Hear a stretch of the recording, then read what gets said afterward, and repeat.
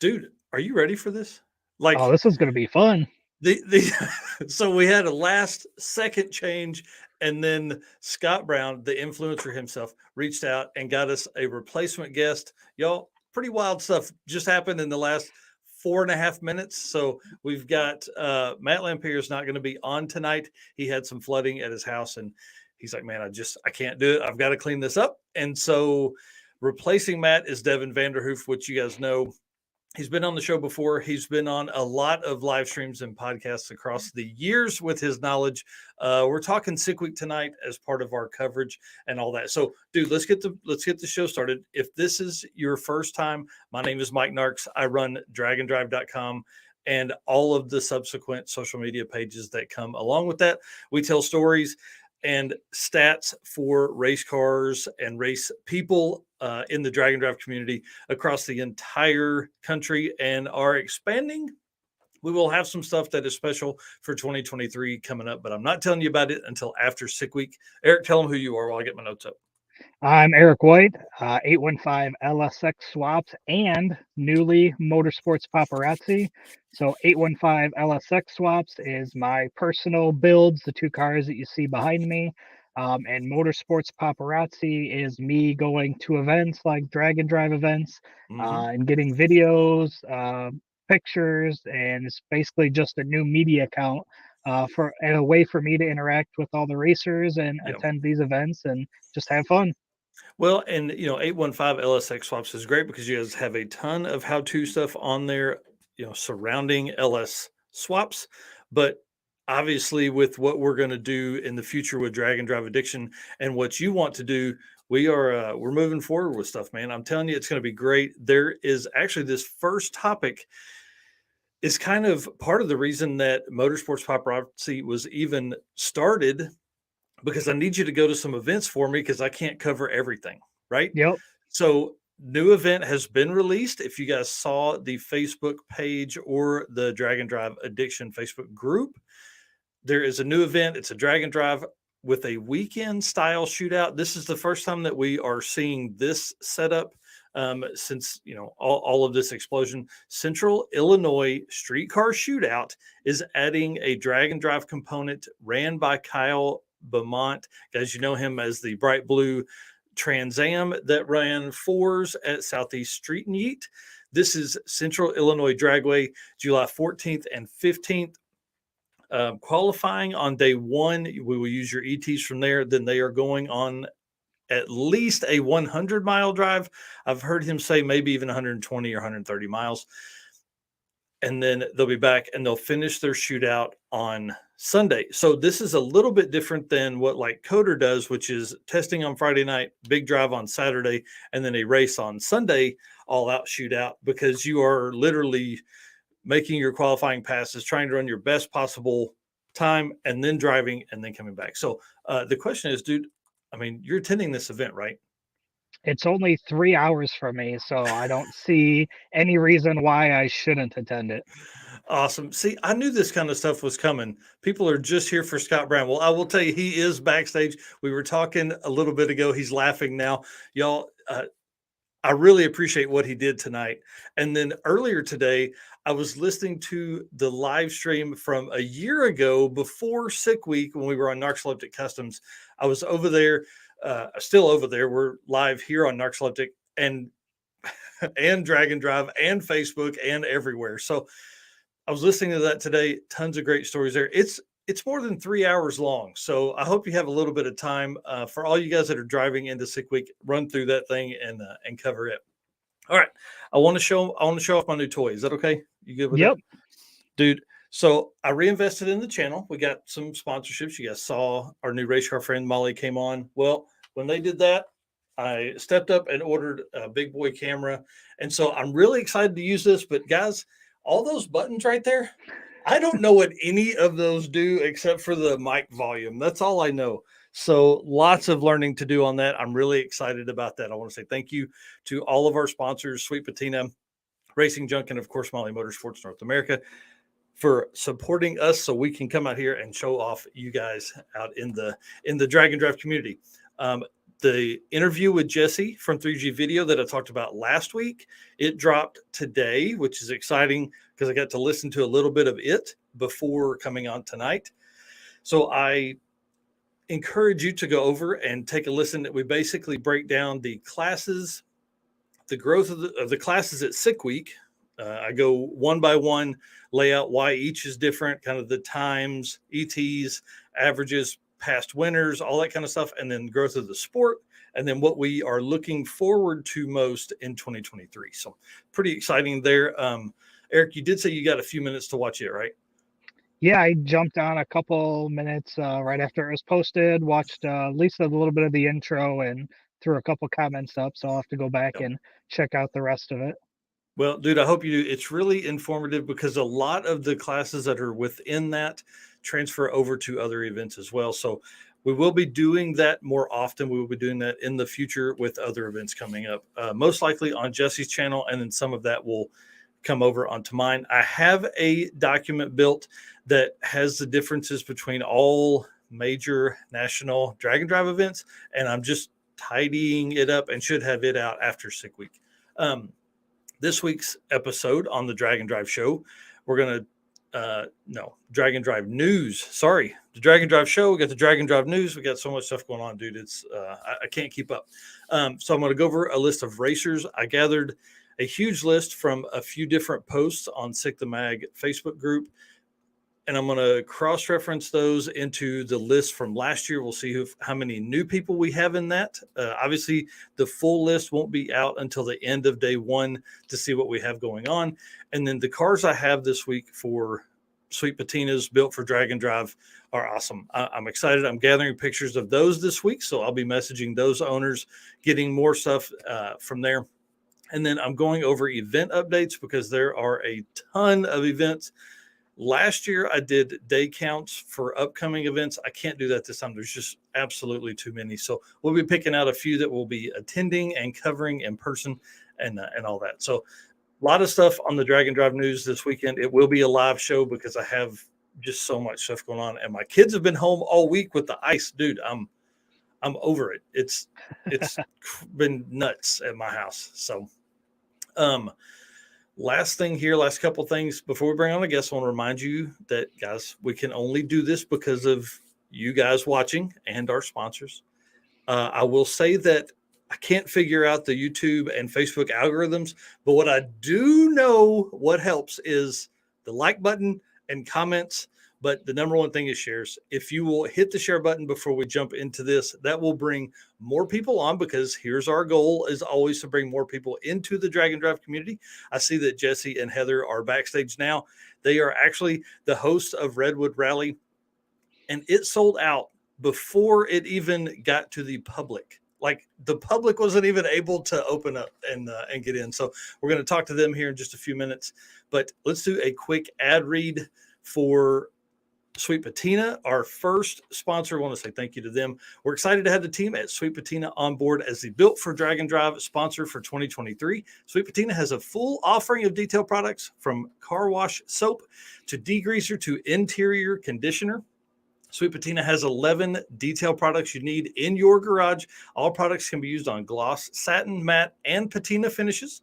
My favorite item they offer is obviously the TKO hand cleaning wipes. I literally keep one of these in the room here and out in the shop. I will have those with me at Sick Week as well. Heavy duty waterless wipes. They are my go-to hand and surface cleaning wipe. Perfect for wrenching on that car in the garage. The challenging roadside repair.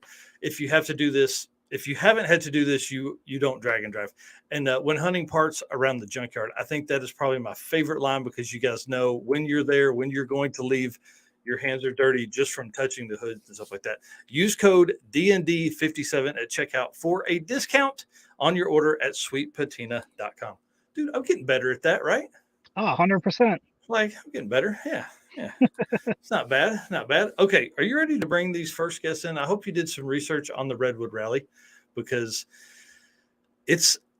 I don't know. They're fixing to change the game and they don't even know it. I think they have a good idea, but this is going to completely open up an entirely new segment of people to the Drag-N-Drive community. So let's bring them on, let them introduce themselves and all that stuff. You ready?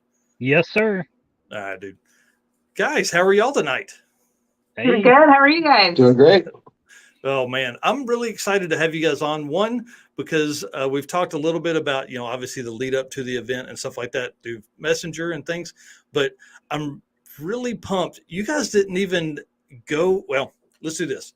Introduce yourselves and then let's talk about registration, because that's what we're going to talk about right out of the gate. You want to go first? You can go first. All right, guys. I'm Heather Nichols. My background is in marketing and photography. And then I met Jesse through Redding Drag Strip here in Redding, California.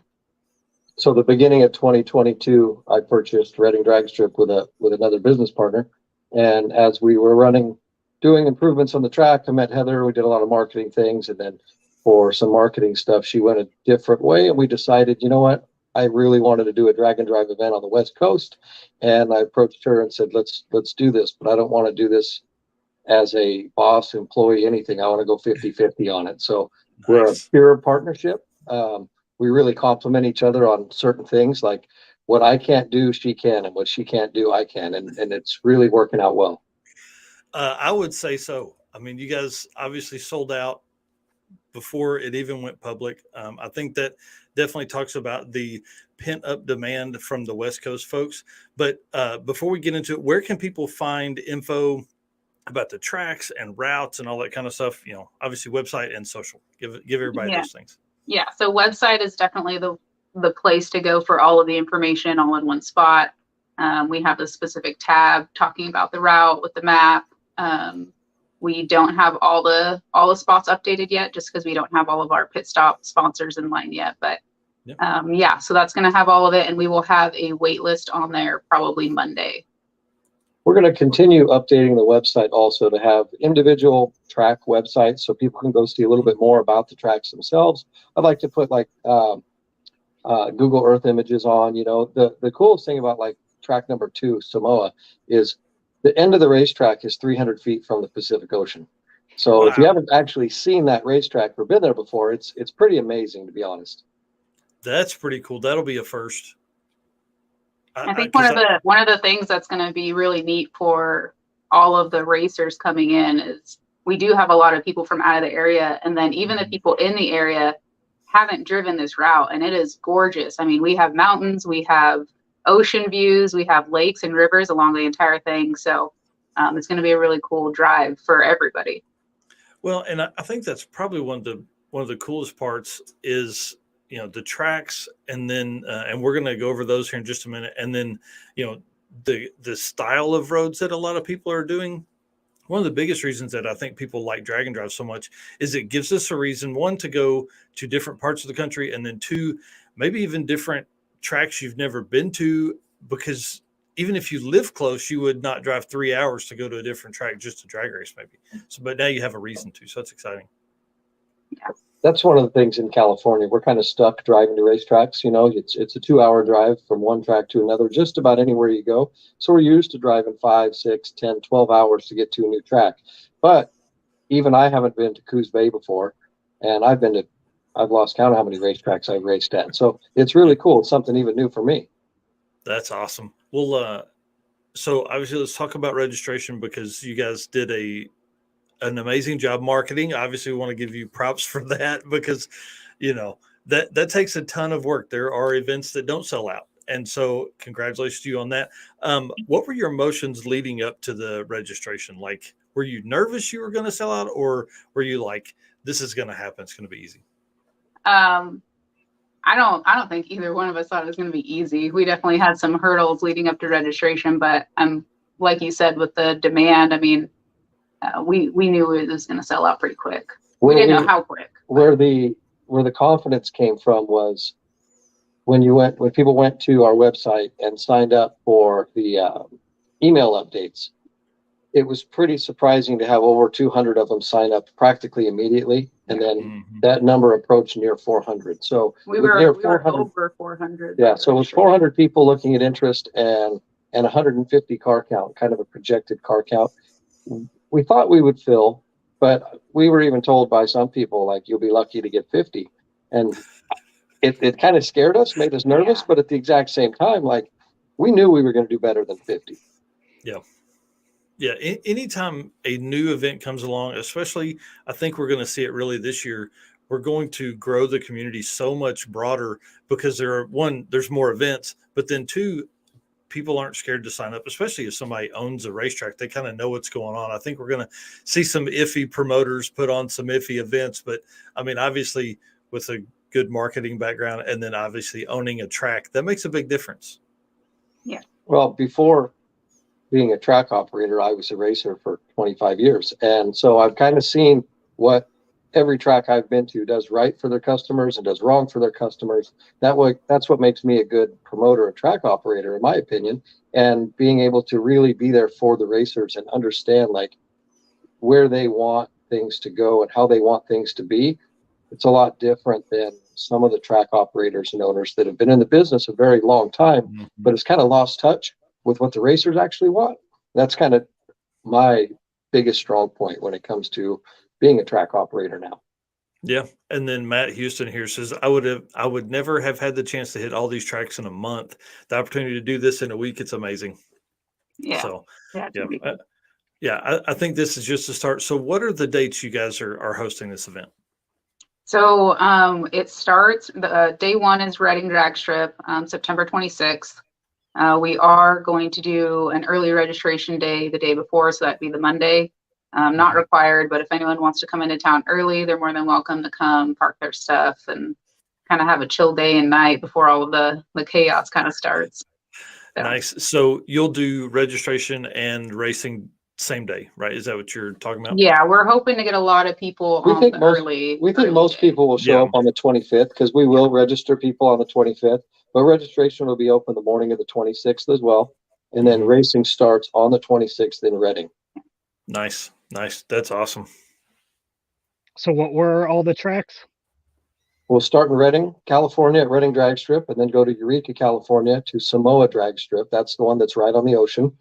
That's about 3.5 hour drive? About 3.5 hours. And then on Wednesday, that's Wednesday, correct? So we start Tuesday, Samoa's Wednesday. Thursday, we go to Coos Bay Speedway in Coos Bay, Oregon, which is it's a little inland. It's weird. It's not right on the ocean, but there's a long inlet that gets to Coos Bay, and it's a really just the site of the place is awesome. Yeah. You can tell small owner, dirt track. All the vagabonds are going to be able to park on the sprint car track right next to the drag strip. It's a pretty short shutdown that goes straight uphill. Drake, who owns the place, says when guys come with 4-second dragsters, it makes him pucker because it just scares him. It's short. And now I want to go 450s in my dragster there just for the fun of it. But once we leave Coos Bay, we'll head over to Medford, Oregon, which is just over the California-Oregon border. Yeah. And Medford's another cool track. It's 1/4 mile with another straight hill shutdown. And Medford's a fun one. Actually, the owner of Medford Drag Strip, he's gonna run the rally too. So he called me the other day and said, I got a group of guys, we're gonna sponsor you a chunk of money, and the 4 of us are all gonna enter. Oh, how cool. Well. So how cool. Then we'll leave Medford Drag Strip and come back and finish up in Reading again for day 5. And really the route couldn't be more perfect, especially for the first one, just because it's almost 3.5 hours driving between each track. I think Samoa to Coos Bay was more like 4 hours, but they're all about 3.5 hours. So it just worked out great. Yeah, so that'll be double for Drag-N-Drive guys. We don't know how to go to a gas station for less than an hour talking to everybody and all that. Gotcha. So, well, we've got some really cool sponsors on board. Nexus Diesel, they've got a really good parking lot that's easy to pull into. We're going to rope it off, and they'll have a kind of a pathway to go, and everybody will take photos in front of Nexus. They're in between Samoa and Coos Bay. We've also got another sponsor we think coming on board that we haven't announced yet. That's going to be really, really cool for the area. Another mom and pop style restaurant. Yeah. And if that works out, I'm pretty sure it will. They talked to me yesterday. They're very excited. It's one of those things that not only do we want our racers to have fun, but we want to bring all of this business into these small local communities to help them as well. It's been really cool because I think most, if not all of our sponsors are just small business owners that are excited for this event and wanted to get involved and you know, they want to see something like this grow over here. So definitely supporting the small businesses, the small communities, bringing it to them. It's going to be really cool. Well, and one of the neat things too is like on an event like this, it really makes you slow down. It's not how fast can I get to the next track? It's okay. Hey, there's my friends are at that restaurant. Hey, I'll go eat there. And then the restaurant gets backed up and you're there for 2.5 hours, eating lunch or whatever, So I think that's probably one of the best things about it is it gives an opportunity for somebody to stop at a gas station they wouldn't normally stop at and maybe buy an extra candy bar or a souvenir. I love picking up magnets from wherever we're at and throwing those on the shop fridge. So. Yeah. And one of the things we're doing with these sponsors at the pit stops is with two of the businesses, our idea is to make a receipt mandatory. So not only is the selfie photo mandatory, but a receipt from the business is mandatory. So when the auto parts store jumps on board, somebody go in and buy a $3 air freshener, or they can spend $1,000. And I'm kind of thinking of putting another prize together too. To whoever spends the most money at these sponsors will get some extra bonus. And the reason being is I want these companies to actually get a return on investment for what they're doing for us. Yep, that's cool. Yep. Yeah. Now I know Heather's thinking in her head, she's like, but all this marketing, and all the posts and things like that. It's really, that's probably one of the coolest things about, I think this whole thing is like now, not only are you guys posting about stuff, now everyone in the group, everyone that's at home that sees their family member on the live stream or on a social media post or whatever, they're sharing it. And in turn, all these other businesses get extra love too, so it's a huge win for sure. Do you guys have the total road mileage for the event? It is just almost exactly 700 miles. Dang. Okay. Yeah. That's awesome. That's a good trip for sure. Yeah. So I've only competed in one Drag-N-Drive event before, and it was Australia, and it was by all means double that. And it was fun. Like the drives were fun to get started, and then once everybody dispersed, you didn't see headlights or taillights sometimes for 2 hours. Yeah. Literally in the middle of the outback. So 700 miles to me sounds perfect. Yeah. Yeah. It's funny. You go back to the stuff with Cletus comment. Two channels. Actually, we're live on 8 right now. So there's only one more package bigger than this. And I don't know if I have that many social media channels to go on because they won't let me do Instagram on here. So we're going to do that at a different time. How did this event come about? We both talked about it a couple of years ago.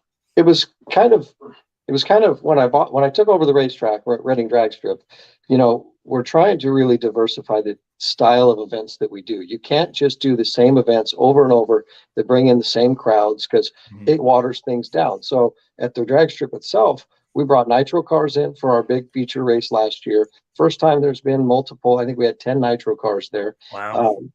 We've got some West Coast Outlaw Grudge cars. We've got a motorcycle race coming this year. We're going to do Cars and Guitars, which is a concert at the racetrack this year. Yes. So we're trying to really switch things up and change it up and add a whole lot more events that are different styles to bring different crowds in. And then the Drag-N-Drive thing, it's actually pretty amazing. Our tracks in California, Northern California are so spread out that it would be hard to make it happen. Like Tom Bailey's Sick Week, which one is that going to be called? What's it going to be called? Death Week. Death Week.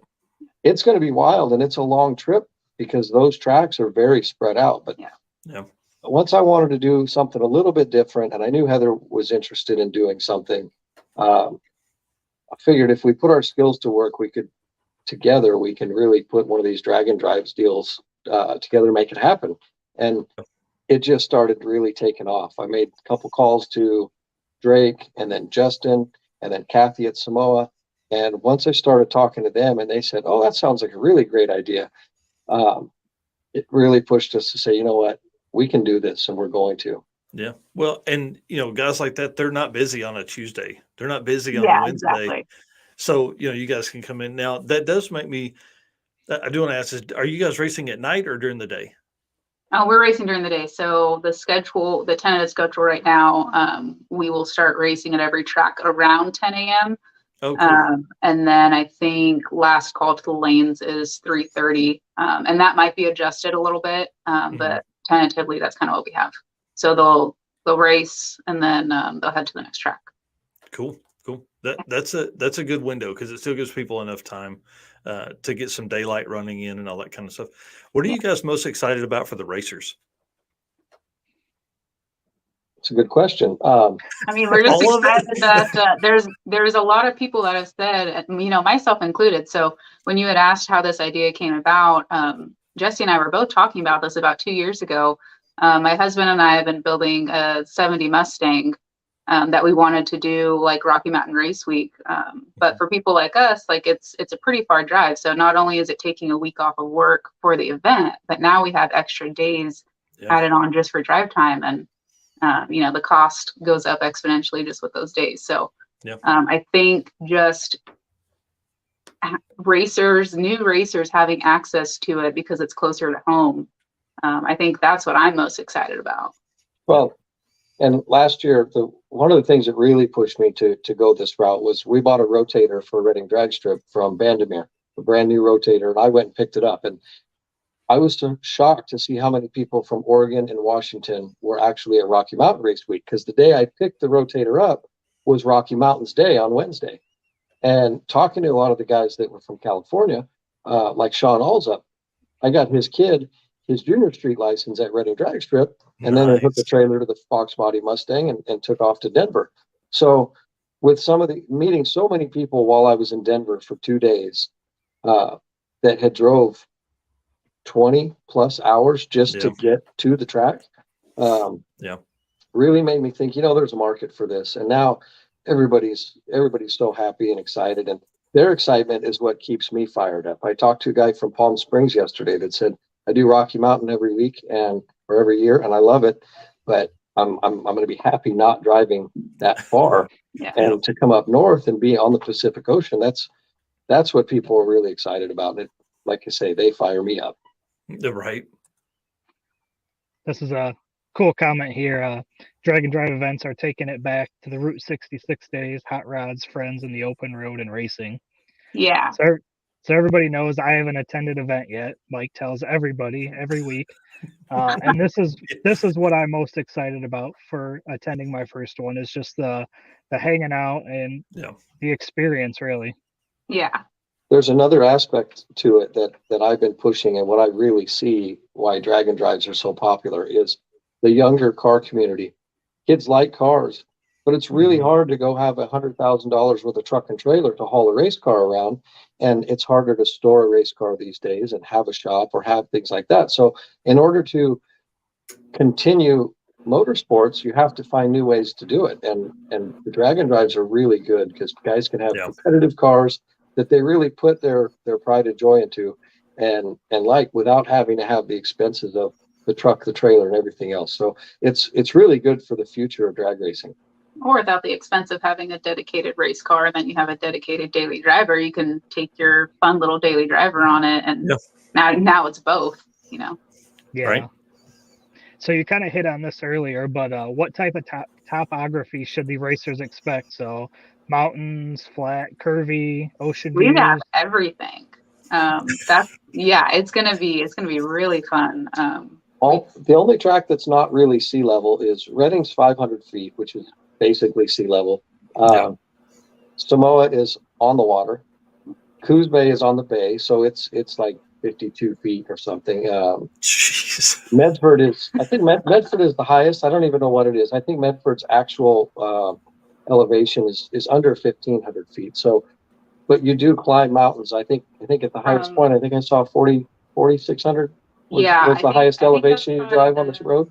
From Reading to Samoa is going to be the most elevation change. And then Samoa to Coos Bay is going to be the most kind of twisties and stuff with the really cool ocean views. Nice.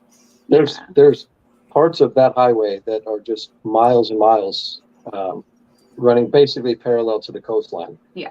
Oh, man. Listen, I had talked myself out of coming out there, but I don't know. We may have to figure out how to get me out there or something. I don't know. This is one you don't want to miss. This drive. I mean, we did this drive last week. Last week visit some sponsors and stuff, and wow, it was the first time we did the entire drive at one time. So yeah, it was really kind of neat. We did it in a couple days, which was a lot of driving for a couple days, but I can imagine. The hotel casino that is going to probably host at Coos Bay. It's a really nice hotel casino. That was a blast staying there. I'm pretty sure most of the tracks have relatively poor internet coverage, but I'm pretty sure we're just going to bite the bullet and buy Starlink and go with the RV portion of it, because I don't want to miss out on live streaming this whole event. Yeah. Yeah. I was going to say I think that's typical. If you have a track, it's like, hey, we're not going to have good internet out here. We're not going to have good signal.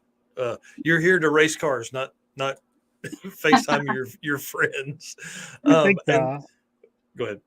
I think the photos and like drone footage and everything is going to be incredible by the sounds of it. It is a little bit harder for us for drones because we are so close. So Reading is right next to the airport. Samoa is technically 2 of our racetracks that we're racing at are airport property. Yeah, so they're controlled by FAA regulations, but that's okay. I mean, we can still do that at Coos Bay and Medford. There's some bridges and there's some areas that cars come out of a blind turn, and there's just some amazing sights on this route. So I really want to get some drone coverage that don't have anything to do with the racetrack. I want a drone to be over this cool bridge that goes over a portion of water, and race cars are just rolling around this blind turn into the video footage. Like, we have some really good ideas, and we just need to spread people out and put media people in the right places. Yeah, and we'll be piecing together a media team. Obviously, through both of us, we know a lot of photographers, a lot of videographers. So we have kind of a team in mind already. But it's going to be really cool to, put them at certain locations and get certain shots. Well, and this is probably everybody at home knows this if they've attended an event, but you literally race. The racing is 3 or 4 hours of your day, and you're going to spend 20 hours that day either driving in your car, talking to somebody about their car, or putting gas in it. Like, there's so much other stuff that comes along with a Drag-N-Drive event that, typically we show all the racing. That's what the live stream is the racing part of it. But there's so much more that's available to everybody. And that stuff just takes time to come out on people's channels and things like that, because you've got to edit all that. So I think that's definitely a great thing. Now, people can go to redwoodrallye.com. Here's one thing I will say for folks that are just going to search it in Google. There's an RV event that's been going on for a long time that apparently pops up when you type in Redwood Rally. Just go to redwoodrallye.com. Like, it's the easiest way around that. So, I think we need to make them a vagabond package. Hey, I'm telling you, it looks like it was a lot of fun for the people that were in it. I was like, why am I looking at RVs? I'm looking at RVs right now. So anyways, redwoodrallye.com for all the classes. But is there a class that you guys are most excited about watching? I'm actually shocked how many people entered in the stick shift categories. Yeah.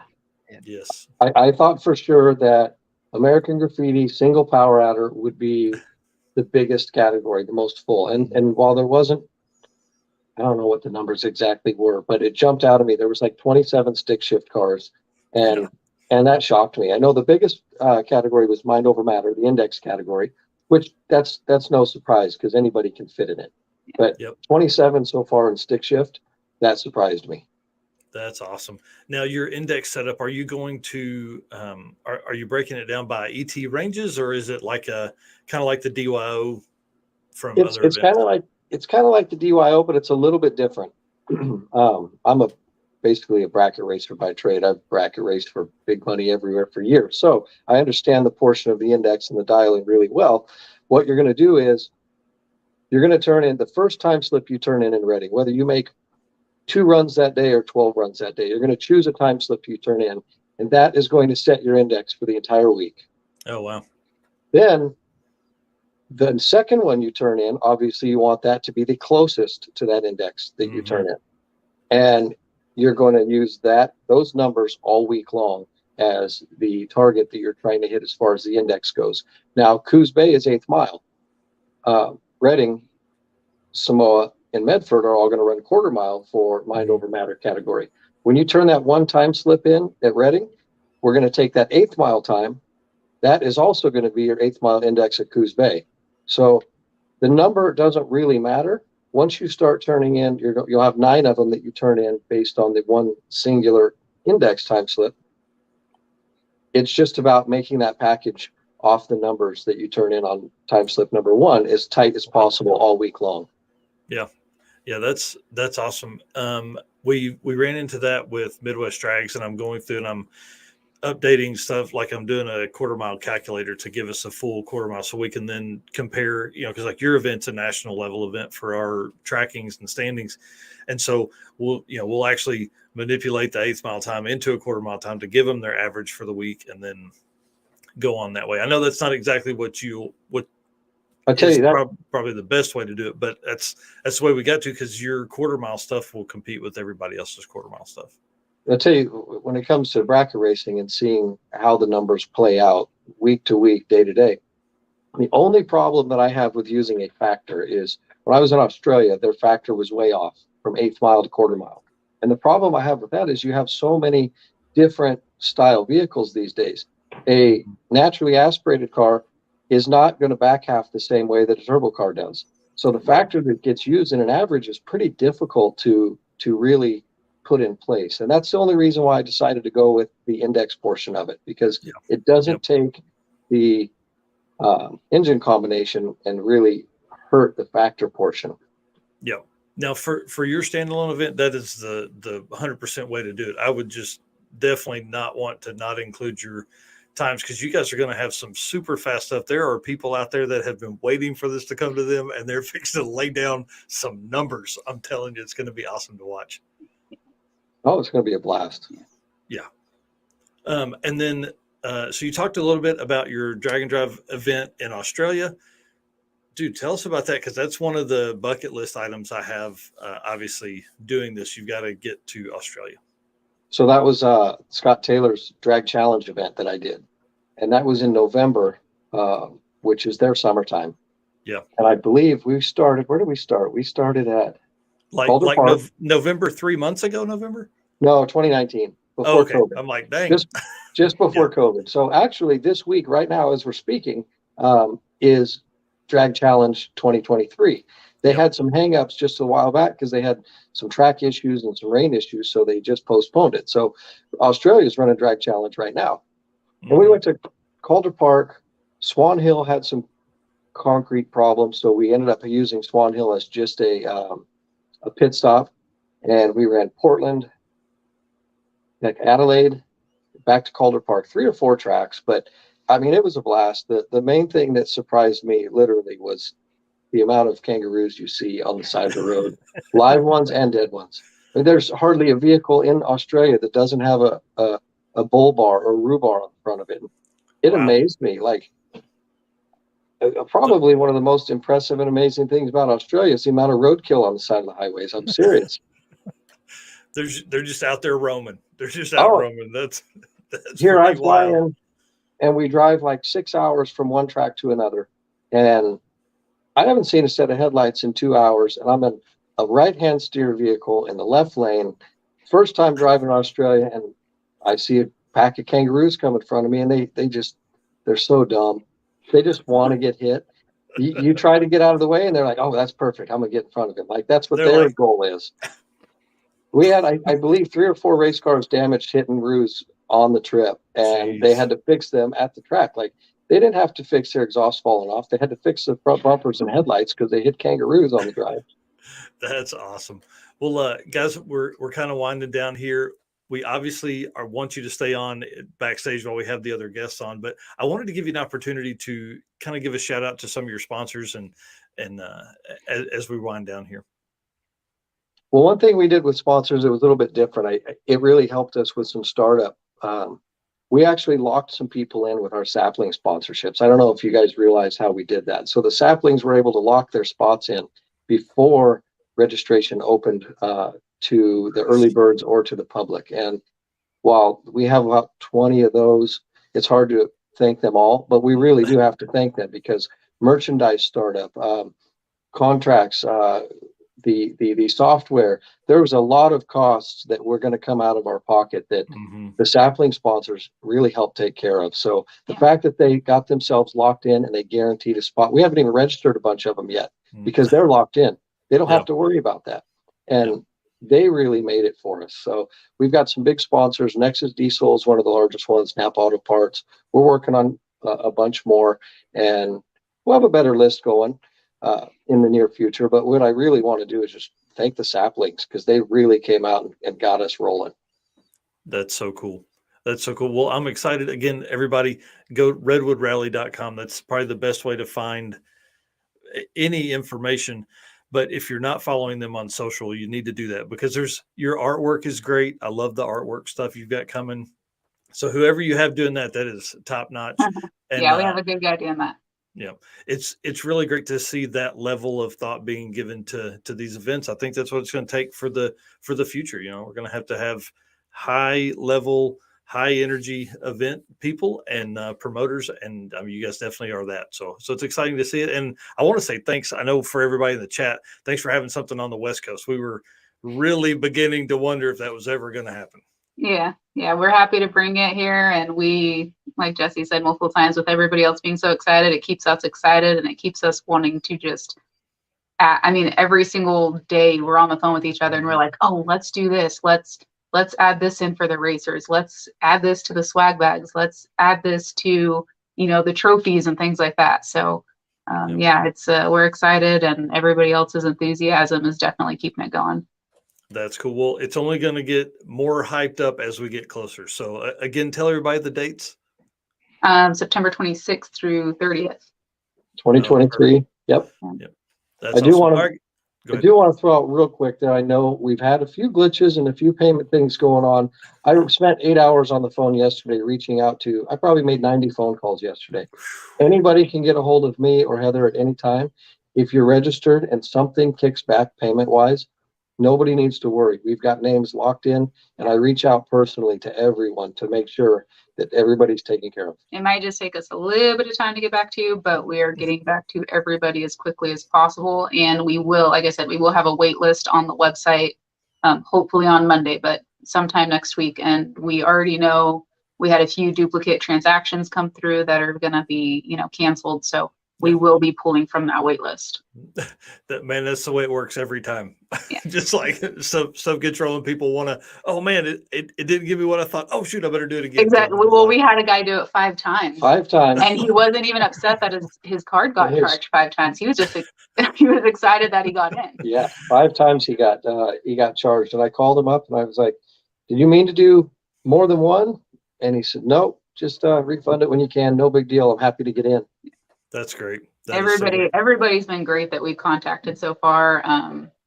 And so we definitely want to thank everybody who's registered and who's just kind of working through all these little, issues with us and being patient and being kind. That's awesome.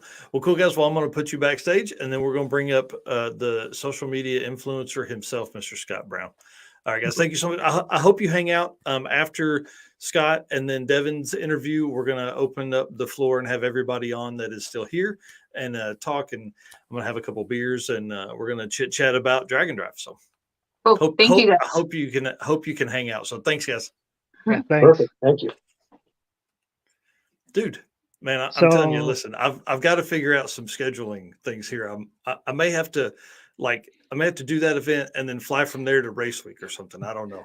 I was gonna say. So how are we attending this event?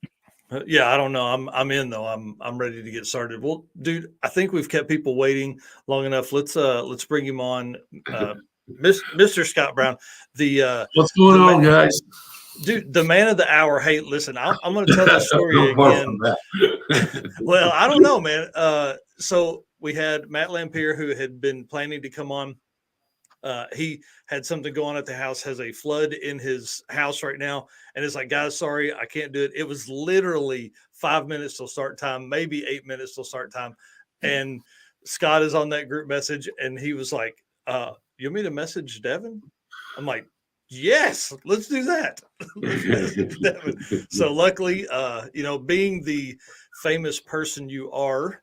Well, Devin, I need Devin. Devin's super good dude. Yeah.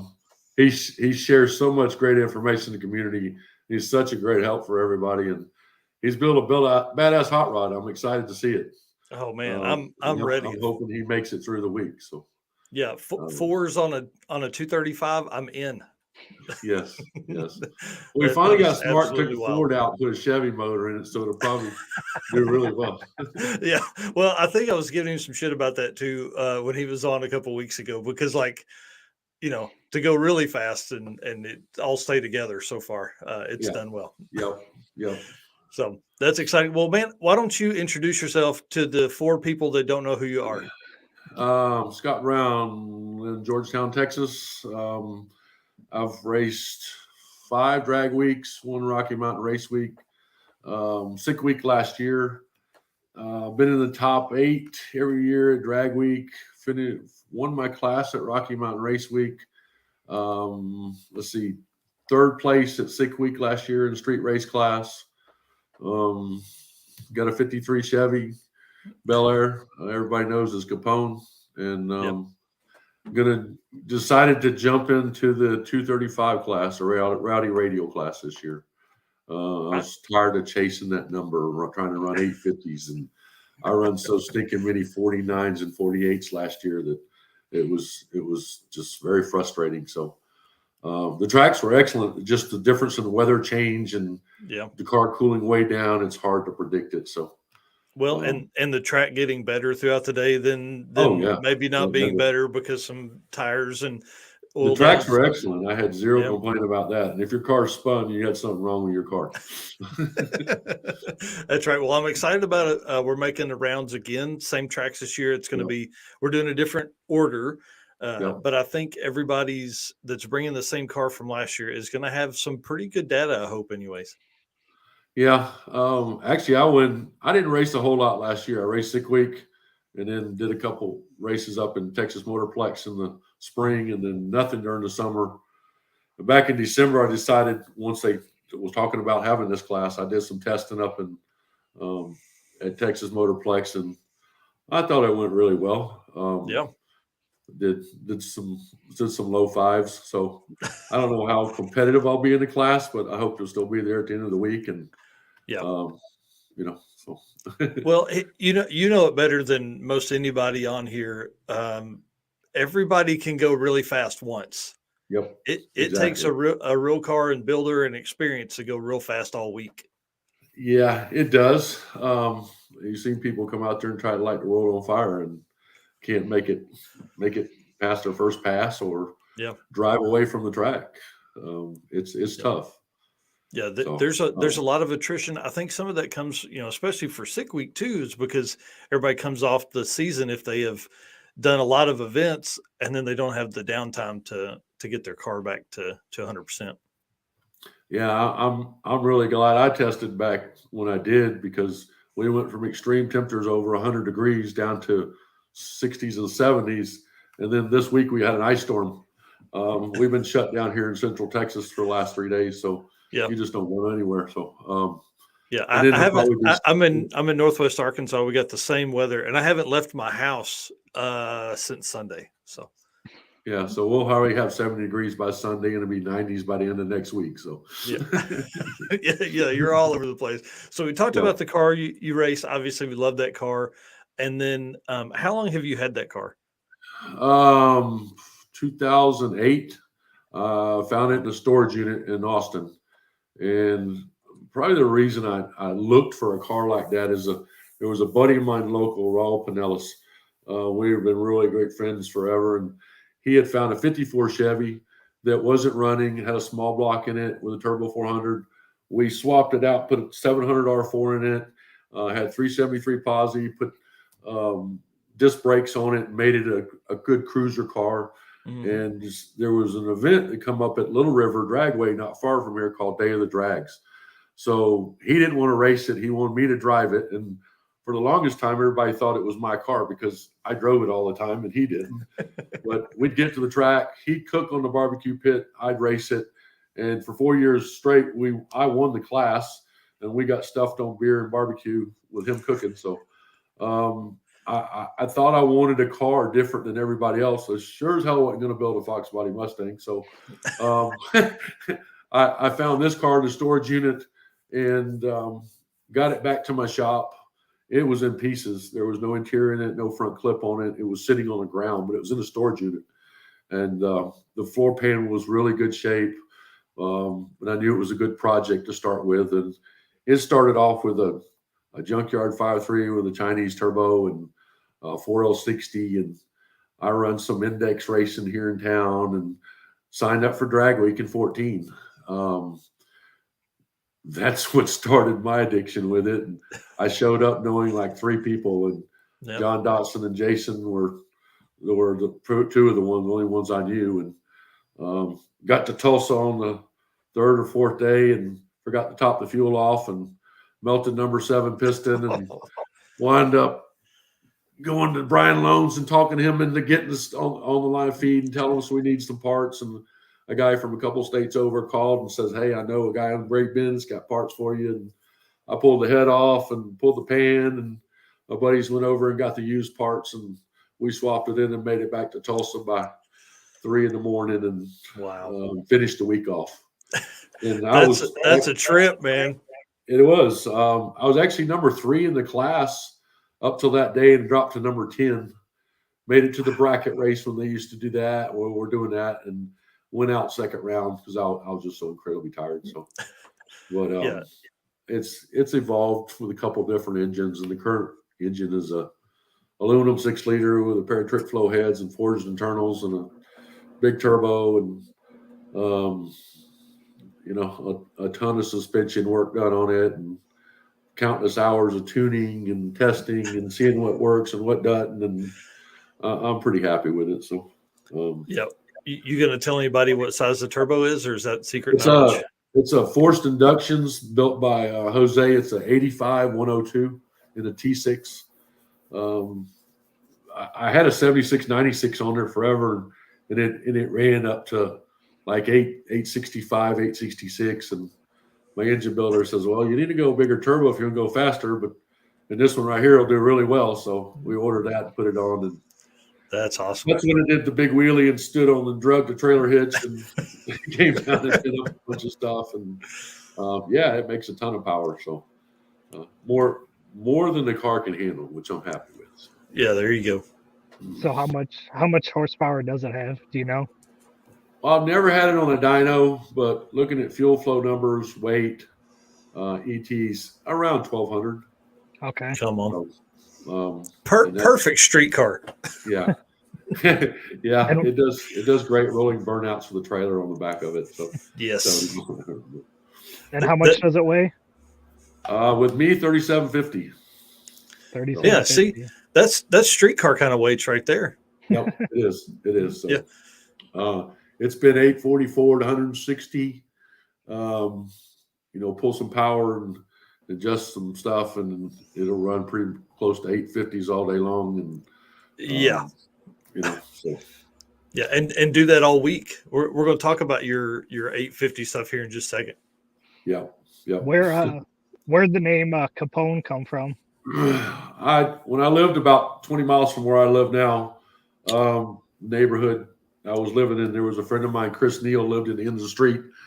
He was into late model Corvettes, always washing and waxing them, and he gave me a hard time because I'd drive by his house and I'd never clean mine up, and he gave me a hard time about not painting the car. And he says, "Oh, it looks all gangster like Dirty Capone," and the name Capone kind of stuck with it. And I guess I've kind of run with it over the years. So, well, it certainly lends itself to I think the look of the car and just how mean it is. I mean, that car is definitely one of my favorites. I think I told you on the last time you were on, the choice for my first car was between a 54 Chevrolet car and then the 66 C10 truck I have now. So obviously I chose the truck, but sometimes I'm like, man, that car sure would have been cool. I've had so many people that I've met because of the car. And I think the video that made most impact was when 1320 guys showed up at Texas Motorplex. That's back in 18 when the Hellcats had just came out, and those guys started racing those. And I was testing. I went up there to test for a 10-0 index class for Rocky Mountain Race Week. And I got in on a testing tune. And I'm like, oh, there's a streetcar takeover in a 10-0 index class. And Fred from 1320 started following me around, and I think I went 5 rounds to the finals and then raced a fellow drag weeker. Wow. And I run a 10:04 to his 10:009, and I think that video's got like 900,000 views now. And I've met a ton of people because of that, and that was so cool. And I was just out having fun and wanted I think your car is one of the most photographed and recorded cars at these events. One, I think because of maybe the 1320 video, but then two, like the car's super cool and it's fast. Well, I appreciate that. So yeah, it's just been fun. Just something different. There's a sea of normal cars out there, and it's definitely not one of them. I see Rob Lipinski's in the comments here. He's got another. I don't even know what that is. The Tri-5s or what's after that. What are those cars called? Like, what's the designation for those? 53, 54. They're only called own design. Some of the parts interchange between the two. Like mine has 54 taillights, and I like a 54 grill, but it won't fit my fender, so I didn't want to swap all that. But wow, they're pretty much the same interior wise. They have 2-door posts and sedans, convertibles, and then a business coupe. But they're their own deal. So right. Well, you were talking about it earlier about your third place finish in street race. Yeah. That was at Sick Week 2022. Do you want to kind of give us a quick recap? I do want to tell people you were in third place with a 8.555 average. Like that's how tight the 850 class was last year. I think we're going to see it even tighter this year. Yeah. I really didn't have any problems last year. We did really well. The worst part was driving in the rain over there on that one day when we had to go towards the beach, and I didn't bring any cold weather gear, and the car kind of leaks a little bit. So your feet get cold and all. But I think the last day I kicked an alternator belt off twice, and since then I fixed it. But I had it figured out for the last day. I needed to run like a 57 or 58 to finish it off, and there's a guy in a Honda in front of me. He takes off and drives over his front suspension and slams the wall. And I sat in the car too long, got overheated, and wasn't thinking about it. And I had to run the guy with a convertible Mazda. And I said I wasn't thinking. And I get up there and double bulb myself and cut a terrible light, but I run a 53, which would have sealed it. So I got back in line to run again. This 2 hours later, and you run a 48, then a 49, and then And then the very last pass, I found a spot down. I was going by the seat of my pants because I tried to touch a tune-up, but it wasn't making a difference. It kept going quicker, so I just find a spot down track and then dump. And I think I run a 51 at 150, and it was 10 mile an hour off on the mile an hour. But I got a buddy of mine back home. Had been helping me over with a little bit on shock settings and stuff, and tell me what to do. And I said, message me at the end of the track because I want to know before I pull up there. And he goes, 59. I'm like, hell yes. 51. So that basically sealed it. So, but yeah, it was a good time. Yeah. The Mazda you're talking about is Matt that was going to be on here. And I was actually in front of him turning in Justin Chestnut's. I was the co-pilot for Sick Week. And I was turning his time. I was in front of Matt, and Matt had made 5 passes within, I don't know, it was a really short window of time, but was running the same thing, had 48s and 49s in that whole pile. Yeah. So it was pretty wild. My car is usually pretty dang consistent, but I don't know. I mean, it was something I was doing, or the difference in the air quality, the density, altitude, or something. But it wasn't the same as it had been in the past. So I wasn't finding a spot down track and dump. So, and I hated doing that because it's so hard to try to judge it at 150 some mile an hour. So. I can imagine. So you said it's 6-liter. What trains are you running? I run a 4L80 that I originally, probably 5 years plus ago, I bought it from Travis Cannon out of Oklahoma City area. It's got a Rossler brake in it, billet shafts throughout. I've got a local guy that builds transmission. He's done really well. He knows 80s inside and out. And I actually had it out about a month ago to my yearly freshen up, and he looked through it and did his magic, and it's back in the car. Nice. Run a Hughes bolt together converter that Pete Nichols had spec'd me when he worked there, and that made a huge difference in the way the car was, because I was able to get the stator just right and the stall just right.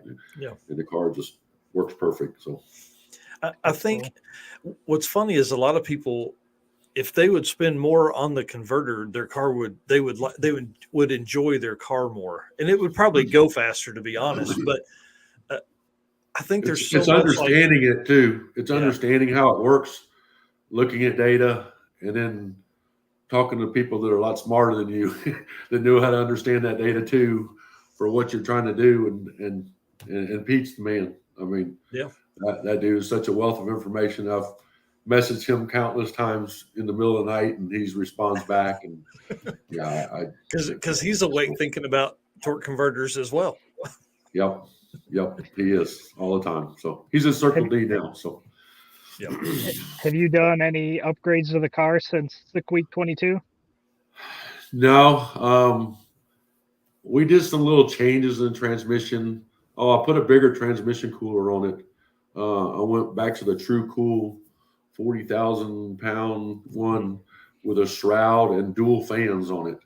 And just driving around here in the heat, it'll barely get 140 degrees. So wow, I'm pretty happy with that. And also swapped from using John Deere tractor fluid, the 10 weight stuff, to Lonnie Extreme Automatics told me to go to the B&M Trick Shift fluid. So it's a little thinner fluid, better lubricating for bushings and such. So I'm gonna try that. I haven't raced with it with that fluid in it yet, but it should do fine. So you're talking about Rowdy radial class earlier. For everybody that doesn't know, it's a 235 tire and an 1/8 mile class.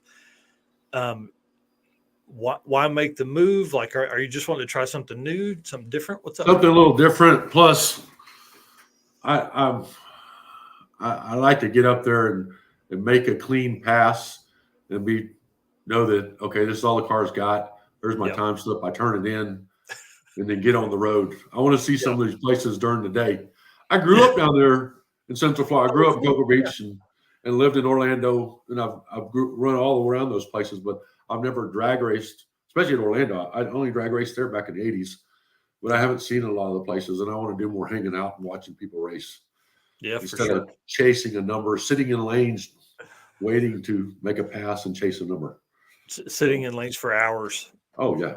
That's probably the hardest part. Now, the benefit to last year was you were B class cars, so you weren't, the B class wasn't as big, but they were still, wasn't as big as C class. But with this year, man, it's going to be interesting to see C and D class and how big that size is. And so I'll tell you, I'm most excited about the 235 and 1/8 mile stuff that we've got coming for 23 and how that is going to just completely change Drag-N-Drive. I think Stevie Fast used to say he's running 1/4 mile now, but if you can't get done in 1/8 mile, then there's no reason to keep going after the 8th, because you're just along for the ride anyway. So that's exactly right. It's going to make it any quicker. So. Well, real quick before we put you backstage and bring Devin on, what are your goals for Sick Week? Anything special? Finish the week is the biggest thing.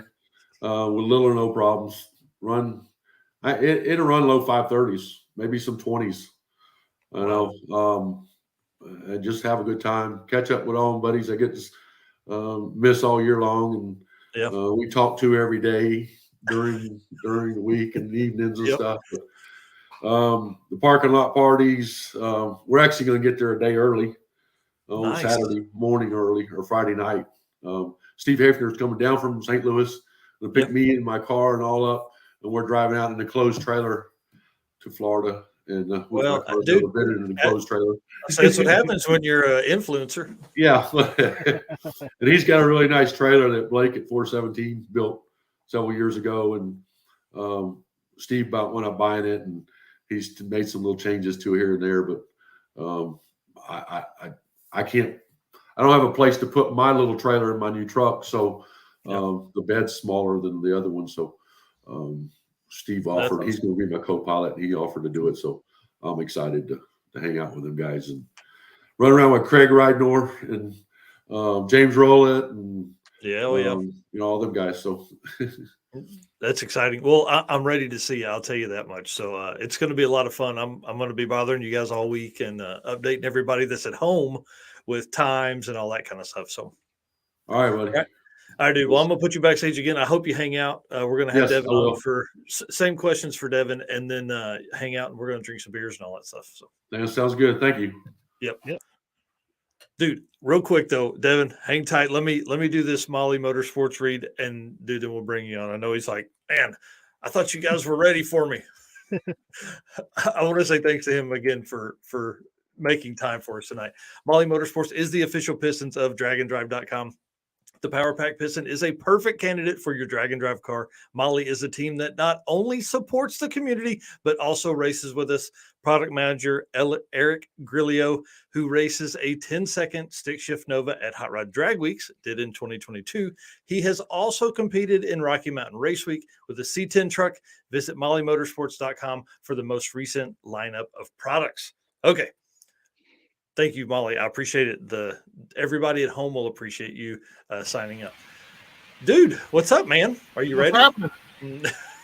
Man, we're ready for you. I think there's can you guys hear me? Because like I'm in my shop and it's like raining outside, so you can hear me okay? Yep. I can hear you.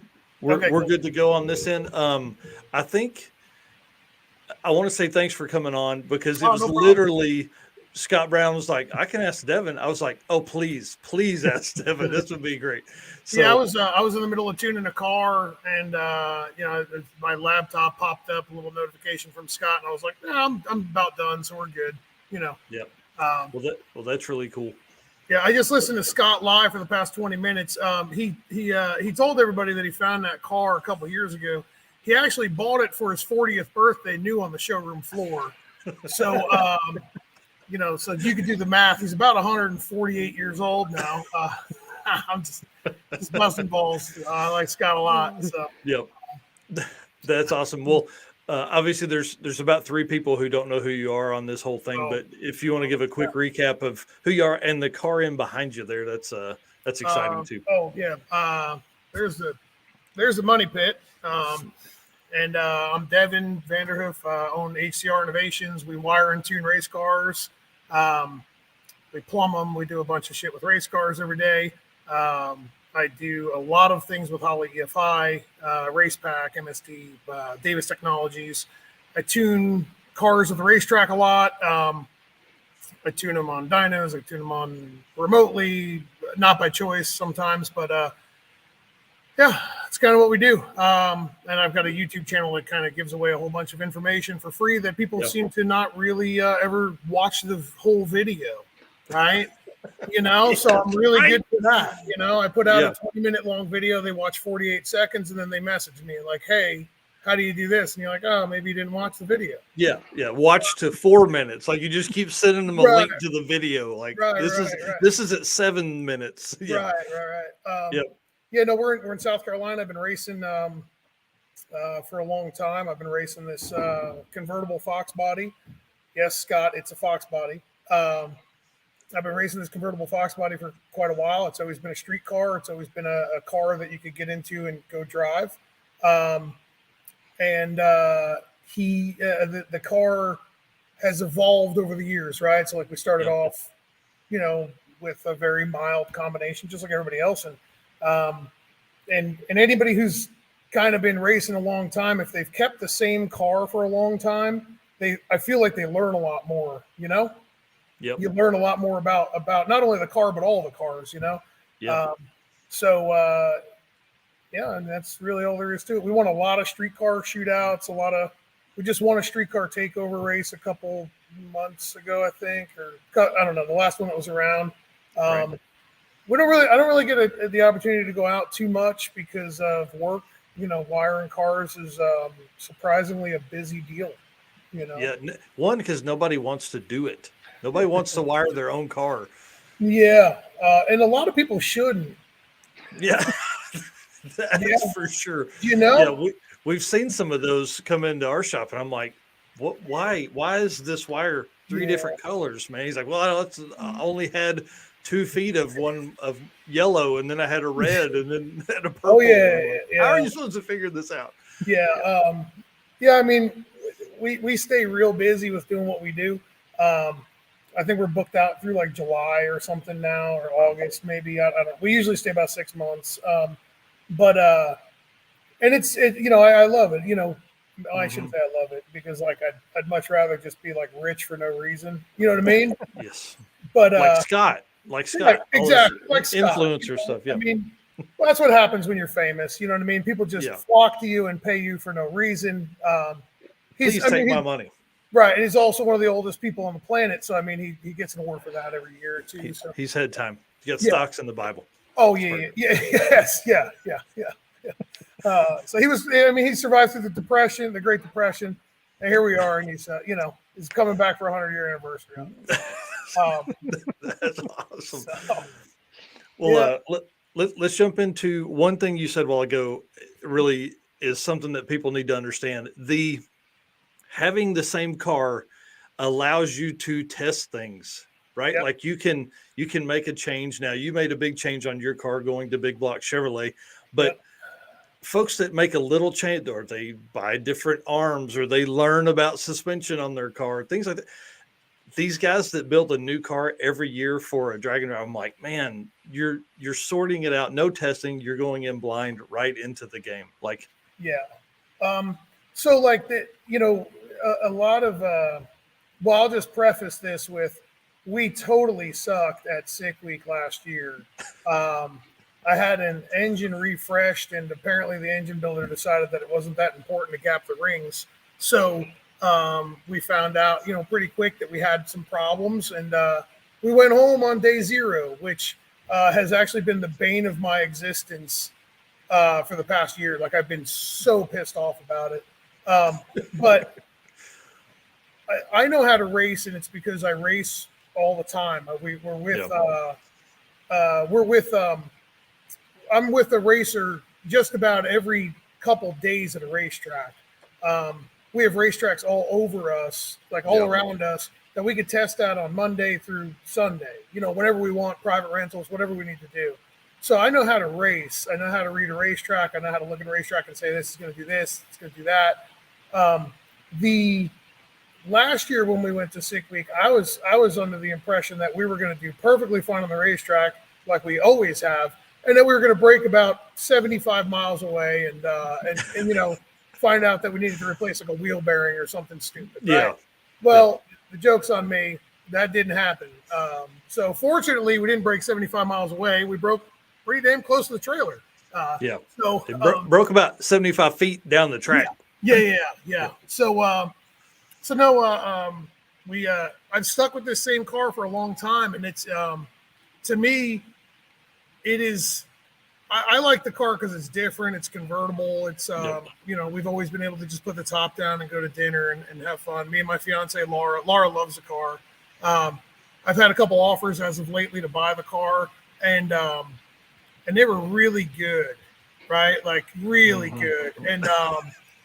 And then I realized that she sleeps next to me, and I don't want to get cut, so she'd probably stab me. So I didn't sell it, but sticking with the same car, you learn so much about just racing, because you're not always looking to fix something that isn't broken. You know what I mean? Because you've already went down that road. If you keep a car long enough, you'll eventually realize that you've broken everything on it and replaced it at least 3 times until there's like just nothing better that you can do, So it's been a labor, but I've enjoyed it, at least with this car. So, so we're going to run 235s at Sick Week.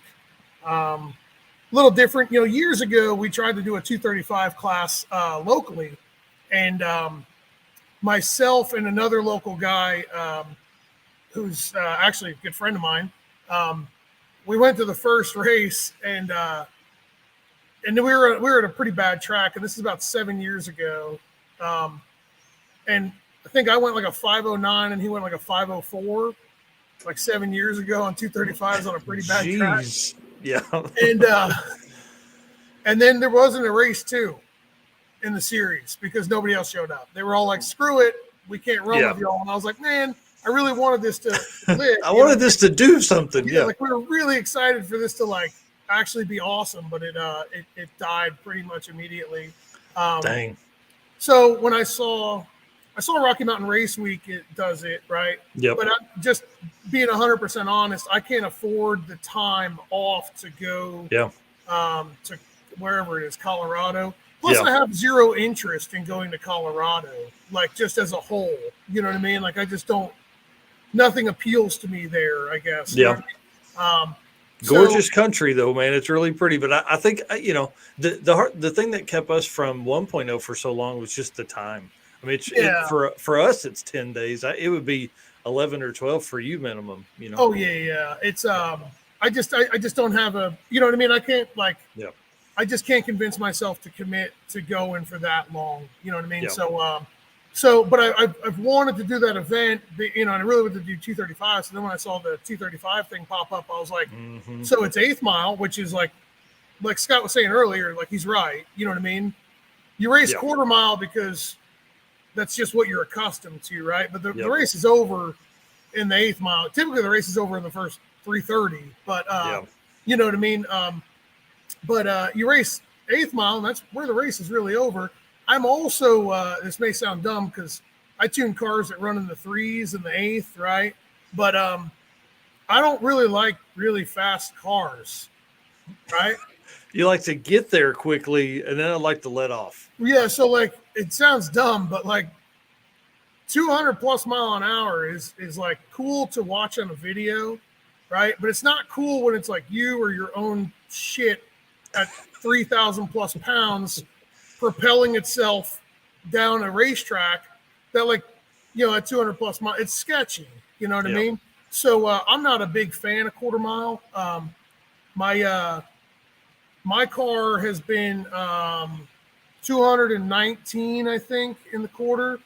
And that's just too much. You know what I mean? Yeah. Like so I'm all about 8th mile. I'm more about 8th mile than anything. Well, and obviously you host an event, Southeast Street and Youth, that's 8th mile. And I think you have said there are so many 8th mile tracks that are so close to you. Like, why would you make the trip to a quarter mile? Plus, like, I mean, there's a little bit of Southeast 8th mile racing that kind of, I think it goes down like that, Oh, yeah. Where we're at, people that aren't familiar with this area, y'all be blown away if you came to like a grudge race on like even like test and tune on a Thursday night at some of the racetracks. You'd be like, what is happening? You know what I mean? It's intensity all the time, like with heads up, like no time in grudge racing around here. It's awesome to be part of, and then part of it is also kind of annoying, but and that's why, like, for me, that's my job, and then that's why, like, for my hobby, for my fun, I like doing this stuff. You know what I mean? So I like being able to get into the car and go drive it, Yeah. And that's something that I think that the internet and ego has driven people to always want a really fast car, right? Yeah. So, like, people, they'll buy their whatever car they're going to build, right? And they're immediately like, no, we're ditching all these creature comforts because I need the lightest, most tin can thing out there. Because it's got to be the fastest thing, ever, right? And then they build this car and it's fast, and then they realize that they're pushing it to the staging lanes with a golf cart, and then they're pushing it back from a pass to their pits with a golf cart, right? And then they stay strapped in the car for 2 hours because they're sweating their ass off in the staging lanes waiting to make a hit. Yep. And then they get out of the car. So, like, they enjoy the car for, like, all of about a minute and a half, maybe 4 or 5 times in a day. Yep. So like 7 minutes of joy, right? Yeah. I can think of a lot of other things that I can do that'll be a lot cheaper that I can have 7 minutes of joy with. You know what I mean? Yeah, 100%. 100%. There's just way more things you can do that you can actually enjoy for 7 minutes. It's going to cost you way less money, Well, and one of the cool things about, like, to me, an 850 car is the beans. Like that's my Sure. jam, because like that's a car that's easy to get in. It's not wild. There's nothing like, you can typically throw the keys to somebody and go, hey, don't hurt yourself. Right. Like, don't wreck my shit. And like, don't be an idiot. You're not going to be scared of them literally wrecking your shit, because it's just got, there's, oh man, this happens, and all that stuff. So, sorry, we're going to talk about all this stuff in just a minute when we bring everybody back on, but we got to jump back on, because there's all kinds of questions about the car that we've got too. Because I know there's people that want some background knowledge, and for everybody that at home, just understand, I didn't send Devin any of these topics beforehand, so he is blind to the game. Yeah. I'm telling you, before Scott messaged me, I was in the middle of like finishing up a tune-up for a car. And I was just like, yeah, I guess we could do that. I got to be up at 4:00 in the morning. Shit. My company slogan is "Must be nice," right? Because the line, right? I have to be up at 4 in the morning so that I can drive 4.5 hours to go get shocks revalved. So, like, you know what I mean? And then be back here as early as I can, so that my employees and everything are working and whatnot. So when I hear them, must be nice. Did you get up at 4 in the morning, get your shocks revalved the week before you went to a freaking event because you knew they had to be looser? No, Yeah, so, that's right. Devin did. I'm trying, So, but then you said you wanted to get into the car. You wanted the details on this thing? Yeah, man. We'd love to go over some of the stuff. Sure. What questions you got? Go ahead, Eric. So just give a quick rundown of what the engine trans combo is. It's a 93 Fox body LX convertible. It's a 540 cubic inch big block Chevrolet. It was built by Par Racing Engines. Brodix aluminum block, Brodix aluminum heads. I think BB3X or I don't. To be 100% honest, I'm a small block Ford guy that got suckered into buying a big block Chevrolet. And I don't regret it. You know what I mean? I went to Scott at Par and said, listen, I'm planning on driving this car on the road, and it's got to make at least, it's going to live around 3,000 horsepower. He's like, yeah, I'm sure you're going to drive it. I'm like, nah, really? That's the plan, So we put together this combination. It's been fantastic. It's been flawless, all year. So it's 540 cubic inch, pretty low compression, like 9.5 to 1 compression. Reasonably mild camshaft, for what it is. It's a single 118 millimeter forced inductions turbo, and it's on. So we street drive the car on 93 octane. There's 2 fuel systems in the car. There's 24 injectors in the car. So we street drive it on little 80 pound per hour Siemens Deca injectors, and then we've got a set of 220 pound per hour injectors from Siemens Deca for methanol, and another 600 pound per hour set of AFIS injectors for methanol. So I can transition the car like with your foot, like, rolling into the throttle over to methanol, but I choose not to because the plug is typically destroyed from pump gas. You know what I mean? Transmission is a Cameron's Torque Converter Services in Columbia, South Carolina builds my torque converter and transmission. It's a close ratio 3-speed turbo 400. So it's got like a 170 first, 130 something second. I 100% don't really remember exactly what it is. I told them to build me the best shit they can, and that's what they did. So I don't know really everything that goes on inside the transmission. It's got one of their bolt together converters and stuff. Yeah. It's voodoo in there. It's I spent so like the last time we went testing, this is how like over the top I've been about getting ready for this shit. We went testing, so I pulled the motor out and pulled the trans out, and I brought the motor to the engine builder and said, just look it over. He said, why? I said, just look at it and just tell me if everything's cool, and I'll be back whenever you're done. And then I went to the trans shop down in Columbia, and I hung out for the whole day, and we pulled it all apart, and we looked over every single thing, saw if there was any wear, anything weird going on. Ran it on the dyno, checked pressures, confirmed everything. Everything was great. And I did all of that for absolutely no reason. Well, I mean, here's the deal. Well, but you know how it goes. Like if you hadn't, and something would have happened. You'd have been pissed at yourself. And I've heard you talk in some of the videos. You're coming with the heat for this year. Well, actually, lately I've been trying to fight heat. I've been working on a cooling system modification.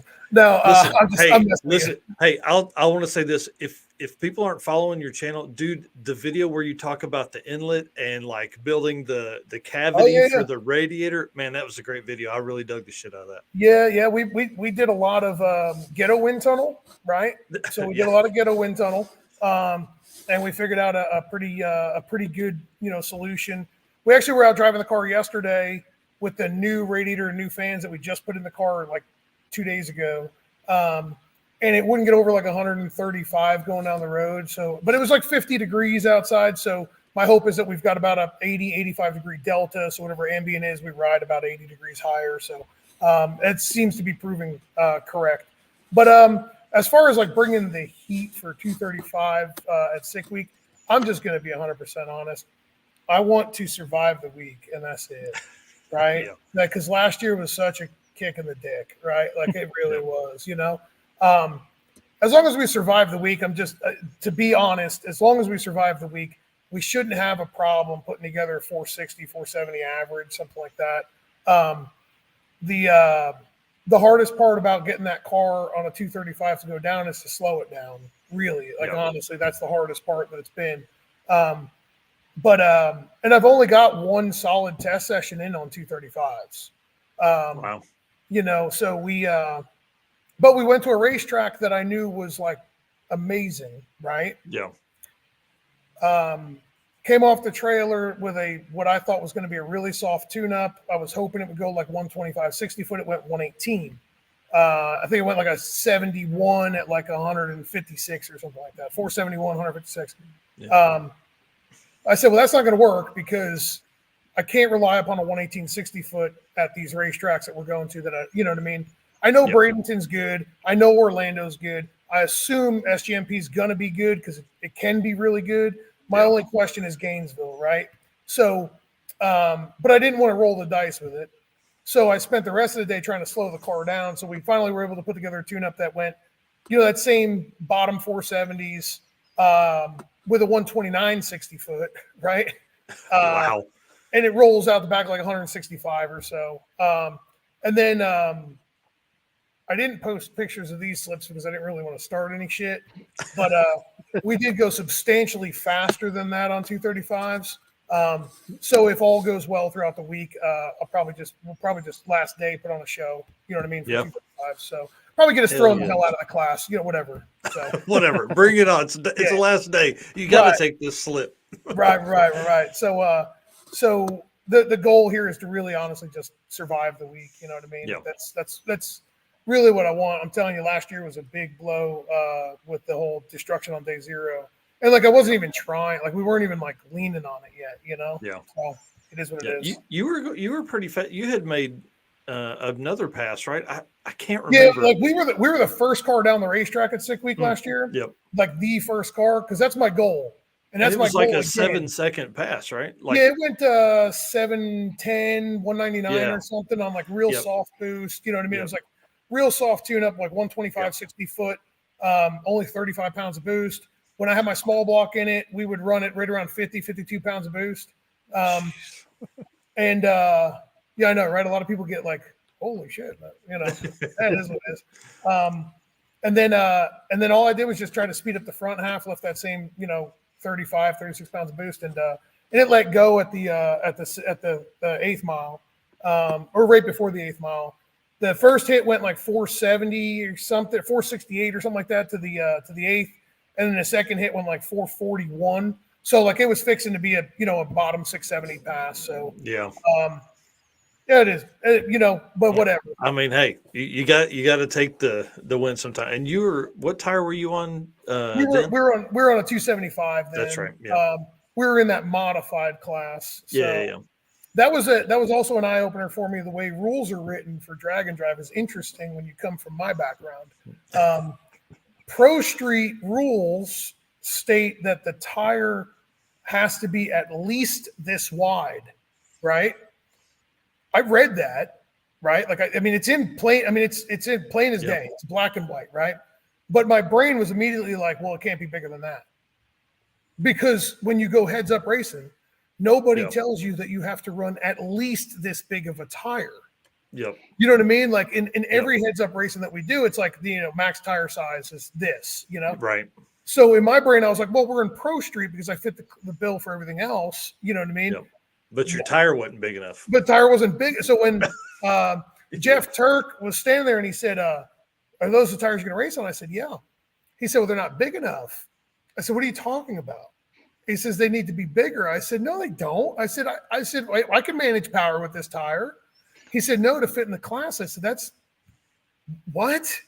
And it just blew my mind. And I felt like an idiot afterwards because I was like, I did read it. Like I read it. You know what I mean? Yeah. But like me and my buddy Jordan, and Jordan's going to be doing the event with me as well. We were both like, we both read this, but I guess just it's so ingrained in us in heads up racing that it'd be max tire size. So. Yeah, you can't do max. Yep. And for folks at home, Pro Street is based on like suspension setup and things like that. And it's also like the big tire class where technically you being on a 275 and your suspension modifications, like with your front end and stuff, put you into the modified class. So it's this whole circle. And that's why they have 20 classes at some of these events, Yep. That was one of the reasons why when we did our event, I said, we're going to make it really simple. You know what I mean? Like maybe all of us down in the Carolinas are dumb. No, it's not that. It's not that for sure. Well, I mean, I said maybe we're all done. Maybe we just got to keep it simple. You know what I mean? Like limited, these are your rules. Unlimited, I don't care. Show up. You know what I mean? The rules for our unlimited event, our unlimited class at our event are just show up. Yeah, I don't care. If you'll drive it on the street and it's got headlights and taillights, go at it. I don't care if you show up with a top fuel car and you could drive the thing. It don't matter to me. I don't care. I mean, I want to watch it, Yeah, for sure. So, well, somebody asked here, well, how much does it weigh? It's like 31.95 with a driver ready to race. Wow. And it's so light because it's a convertible. Light. Wow. I come from a different world, man. I've got a car in my shop that I can't show you that weighs 2,340 pounds with a 220-pound driver. Oh, wow. Dude, that's awesome. So I just finished up a nitrous car that is 2175 with a 180-pound driver. So that's a 2,000-pound car without a driver. So I'm used to extremely light cars. So like when you say, man, it's so light, I'm thinking to myself, like, what? This thing's a tank compared to what I'm used to. But we've got 2 Drag-N-Drive cars in the shop right now too, which is awesome. I'm thrilled about it. I got one that came down from Maine, and the one from Maine is a Fairlane 500. It's a beautiful car. So I'm in South Carolina. He came from Maine, 20-hour ride. It's one of the coolest friggin' cars. I can't wait for him to go out, and he's going to do all the Drag-N-Drive stuff with it. It's very cool. Small block Ford, single turbo deal on alcohol, and then we've got a Trailblazer SS from I want to say he's from either Indiana or Missouri or something. I don't know, somewhere over there. Which is a really cool ride too. He doesn't want a ton of information out about that one though. So. Yeah. So before we bring everybody else back on, what is something that like from a wiring side, like a completely gutted race car, Lexan windows, all that kind of stuff. But like, what does it look like for wiring for a guy like you that's doing like a Drag-N-Drive car from scratch? What do you mean? Not cost wise, but like, what are some of the things that are on your list to provide to those folks? So what we do, the way we do it is, it might be a little bit different. I send out a spec. Well, I don't send out shit. My fiance sends out a spec sheet, right? And like we have a list. It's a spec sheet of like a whole ton of stuff that most people don't think of that they may or may not want in their car, right? And then we just ask them like check it off, right? Oh, and then that's genius. So like just check, because this is how we quote people too. You know what I mean? Like because like I don't quote, my fiance does. But when we quote it based around like your job. Like some people are like, I wire cars and it's this much money. It's like, well, is it this much money for a small block nitrous race car, or is it this much money for like a brand new vet that's going to drag and drive? Like two totally different worlds. Yeah. So So we send out these spec sheets. People check off what they want, and then when it's a race car, it's pretty self-explanatory. But when it's a streetable car, I'll usually look them over and I'll go, okay, I think this guy forgot this, this, this, and this. So some of like the must-haves typically for me, if you're going to be driving a car on the road, again, I do a lot of race car stuff, but a lot of people miss automation for things. A lot of people come to us and they're like, well, I just have a switch to turn this on or that on, right? Yeah. And that's fine. You can have an override switch if you want, but like, when I bring it up to them, like, well, do you want to just set up some automation in this, like, so that it just turns on when we tell it to turn on, turns off when we tell it to turn off? They're like, well, I don't see the need. And I'm like, immediately, I'm like, well, freaking 28 miles in when you're like frantic because you just hit a pothole and you think you just broke $1,000 rim and that thing's going to start cooking and overheating. It's, you know what I mean? That's when we start talking about it and they go, oh shit. Okay. Makes sense. So a lot of people forget about automation. There's a lot of really cool things that you can do with power distribution modules and, a Holley EFI. You can automate a lot of things to make your life a little bit easier. So I always look at whatever can be automated to make the engine run better, cooler, or just easier going down the road. I made a video. Shit. I forgot to turn on that second fan. Right. Yeah. Whoops. 250 degrees. You know what I mean? Yeah. Like I made a video a long time ago on like putting a shock travel sensor, like a little mini shock travel sensor on a shifter to engage reverse instead of holding the trans brake button, right? So I did that because I was just like, well, this makes sense, this is what you should use, And so many drag racers, like hardcore drag racers, you're just used to holding the button to back up. But once you give them that option where like, hey man, you don't have to, they don't know what to do. So like you can see it in logs, like they'll click it into reverse. Like I'll look at logs and I'll be like, you're still pressing the button. You know what I mean? You don't have to. It's backing up on its own. You don't have to do it. But as far as drag and drive, we put a radio in my car, so like I put like a I don't know if y'all saw the video. I put it like my fiance. It's nice. Yeah, it's pretty sweet. It's like a 10-inch display that's got like a stereo built into it. It's like Android Auto, so it links to your phone. There's no actual CD player in it. My employee thinks that I'm old because I was like, well, where do you put the CDs in? You got that old fold-out book. Exactly. Yeah. 400 CDs in it. Yeah. That one in the visor for your top 10. You know what I mean? Yeah. Like, change all the time. Yeah. And then it's got a backup camera, and then we got it hooked up to an amplifier with some speakers and stuff. The music's a good one. A big one that I like to do with cars that drive down the road is I have these like little charging ports, right? So not just a cigarette lighter, but you can buy them like all different ways, So if you're smart enough to look at your laptop, I've got some charging ports that we use that'll go all the way up to like 90 watts, which is enough to charge most laptops through a USB-C, like a lightning cable. So I've got charge ports in cars that you can charge your laptop. So the worst thing that can happen is, well, what typically happens is people will buy a laptop 17 years ago, right? And they leave it plugged in on their desk all the time. And they're like, man, this thing's rock solid. And I tune my car with it and it works great. And then you put it in a car and you got to drive like 4 minutes down the road and it's dead, right? Yeah. So, obviously replace your laptop after 17 years, but giving somebody the option to be able to charge it in the car is a big one. Cell phone chargers in a car, that's a big one. Navigation, like we've done like some just standalone navigation units that people were just kind of accustomed to. I do like cameras. I like forward and reverse cameras. That's a big one.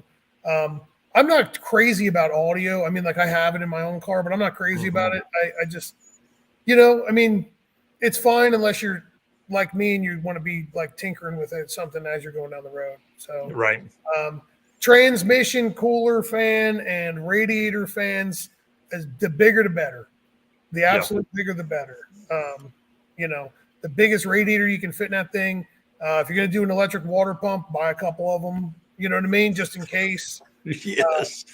And make that son of a bitch easy to get to. Yes. You wouldn't even, I'm afraid to show all the spare parts I'm bringing with me. I'm afraid of it. I've got a spare of just about everything. So That's awesome. I bought a spare center section the other day for the rear end. No idea why. I mean, I've got a floater with a 10-inch gear and, like, you know what I mean, 340. We're not going to beat on it. It shouldn't break. I bought another one just in case, because I was like, well, I don't have one, so I might as well. I mean, listen, this is only 72 pounds in that trailer. Might as well throw it in there. Right. The big one on car, like, a lot of people ask me about this one. We have airbags on my car, like from a truck. You know, like they're from a truck, but they don't attach to the rear end housing. They only attach to the frame rail. So, like, when you turn on, when you turn on the air, it lifts the car up. Then we can put the big, like, 29.5, 30-inch tall tire on it, and it doesn't rub the tub. And then it rides like a wagon, but I mean, it supports the weight from the trailer. And then when you let the air out of the bags, they don't touch the rear end housing. And, like, my car is on a radial, so it separates. My car separates about 6.5 to 7 inches from ride height going on the racetrack. So it looks like it's like snow plow. You know what I mean? Like, it looks like it's gonna, so it just grows and gets away from that airbag. So that's a big one. And I did one car with ride control on it based off of shock travel and stuff. That was a cool one.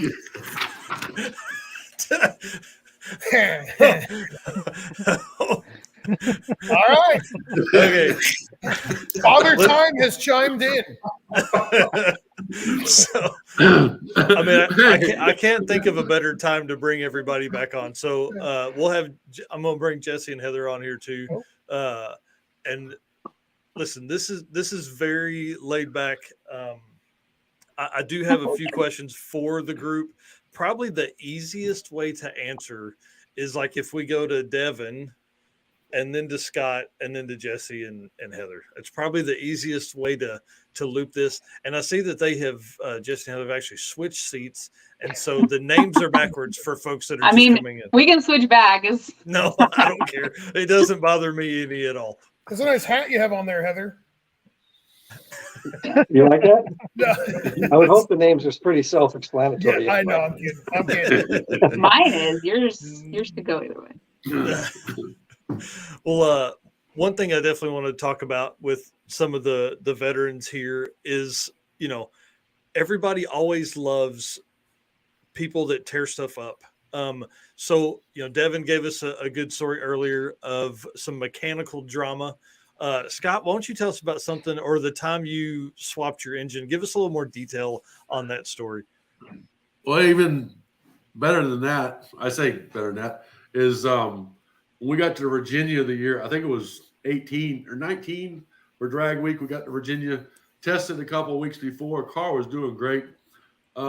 Get there and run through tech line, go out there to make our pass on on the test and tune day, pull in the second gear, and it goes into neutral.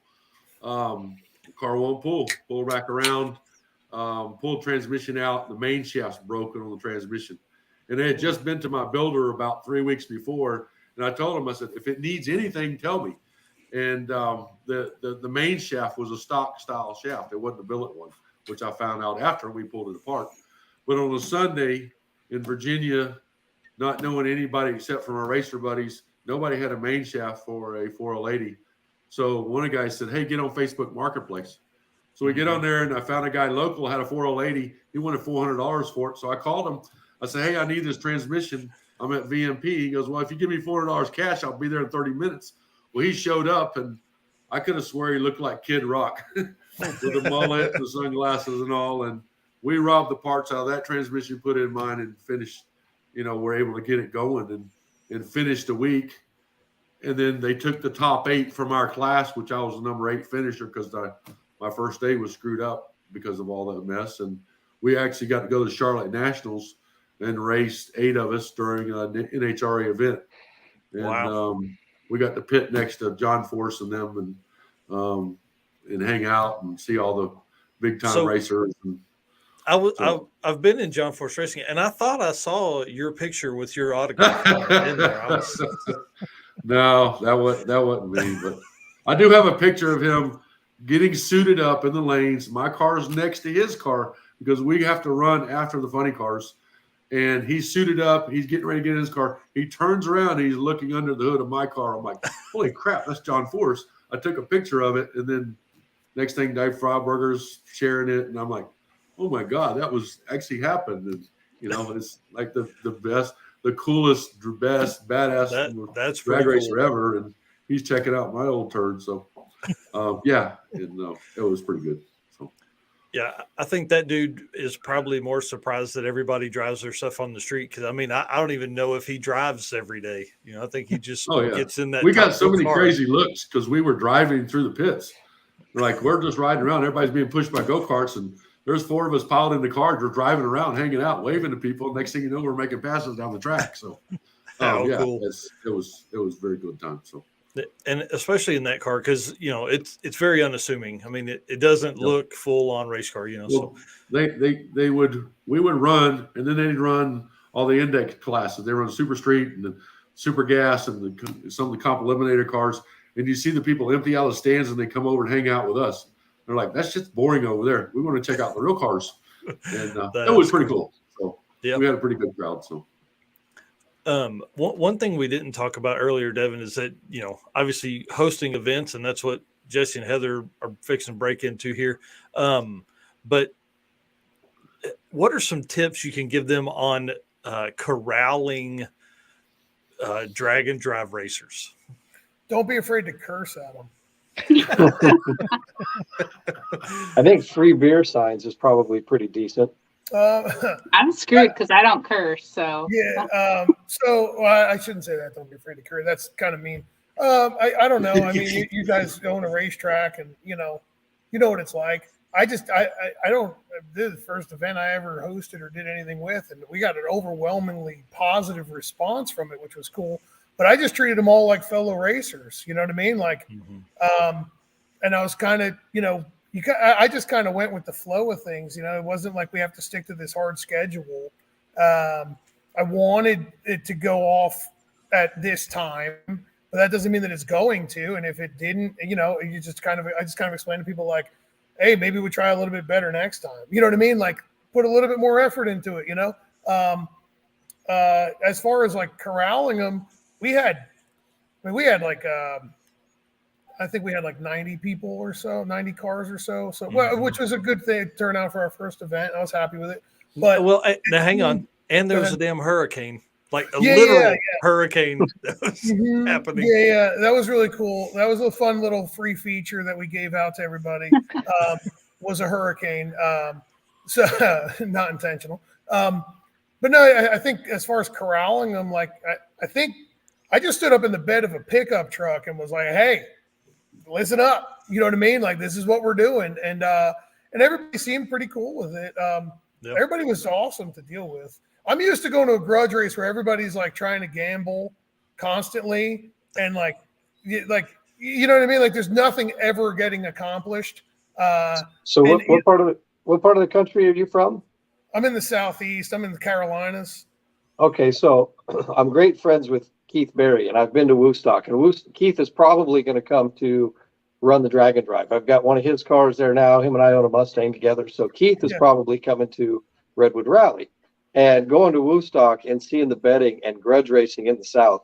That's some of the most fun you can have at a racetrack, but getting a schedule done. Oh my God, it's terrible. Yeah. There was no point in even trying to have a schedule. Right. Like it's not up to you. You know what I mean? Like, there's 48 people over here that got $12 each that need to bet. So everything stops, right? Yeah. You know what I mean? Because we got to yell lock in for the next 3 hours, lock the staging lanes in the starting line, yell at each other, and then try to get a race off where one person knocks the tires off and then the other person cruises along to a victory that was slow. And then we have to go back to talking shit for another 3 hours. Well, part of the point, I have a little bit of experience in this. Well, part of the reason that we kept the car count low, I think we definitely could have added a whole lot more cars than 150, but we want to make sure that the racer's experience is as best as it can possibly be. And if it's a big money bracket race, I can put 300 cars from first round to the final round done in about 8, 9, 10 hours. But when it comes to this deal, it's a little bit different. Some of the racers don't have the racer experience as well. And you got to take that into consideration. So if they don't have the racer experience, you have to be able to, as you say, corral them, but also make them feel like that they can enjoy themselves and not be nervous and not be afraid of who's watching and what mistakes they might make. And that's where the 150 car cap kind of really plays into everybody's favor. So I agree 100%. A long time ago, I was on a podcast with, I don't remember who, and I explained this to whoever it was, and they were like, it was like an epiphany, right? But like the reason why drag racing is going to stay alive is because new people get into the sport, right? So the last thing you want to do is you want to take new people that get into the sport and discourage them from coming back, right? Mm-hmm. So I explained something to these people, and they never thought about it this way. But like, I don't care if John Force is there or if the dude who just like bought a brand, whatever, just built a brand new car and has never been to a racetrack before. To me, they both paid their $20 or whatever it is to get through the gate, right? Mm-hmm. So like when they go in the water box, it's their racetrack. Like they rented the racetrack. It's a timeshare. I think that's what I was calling it, right? It's a timeshare, right?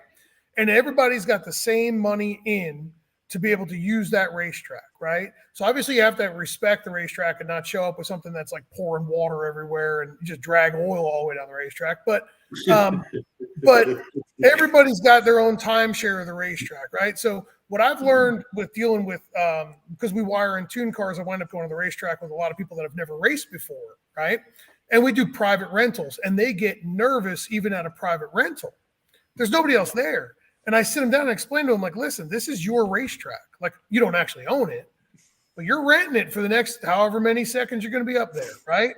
So you're allowed to take your time. Even if you're nervous, it's okay, because safety is more important than anything else. And I tried to instill that with our Drag-N-Drive, because some of the people that showed up had never been down a racetrack before in their lives. Mm-hmm. Some of them were extreme veterans of racing. And I guess the idea that the extreme veterans of racing would get mad about somebody who's new is like, you're just an asshole. You know what I mean? Because like you started there, you know what I mean? You didn't show up like knowing everything, like right off the bat. You know what I mean? You're not like 17 years old, perfect burnout, stage perfect, everything goes perfect. You know what I mean? No, well, you didn't. And putting that pressure on people to hope that they perform perfectly in the first go around, it's just bad, because if they're embarrassed, they're not going to come back. So when we do our street legal drags, people tell me all the time, I've never done this before. How do I do it? I just say, well, unlock the passenger door. I'll get in with you and I'll show you how to do it. I show them exactly how the staging procedure works, and to take them through that process really quickly. It only takes one time for them to learn it. Now, all of a sudden, it's not like all eyes are on them. And I have no problem doing it. One time last year, I thought I was getting into like a Toyota Corolla or something. I didn't realize it was getting into a Kia Stinger. Granted, a 12-second pass is not fast in any way, shape, or form. But when you're thinking that you're going to go 17, 18, 19 seconds, and this car takes off, what the hell am I sitting in with a woman who's never been down a drag strip? That was pretty funny. Yeah. It's funny.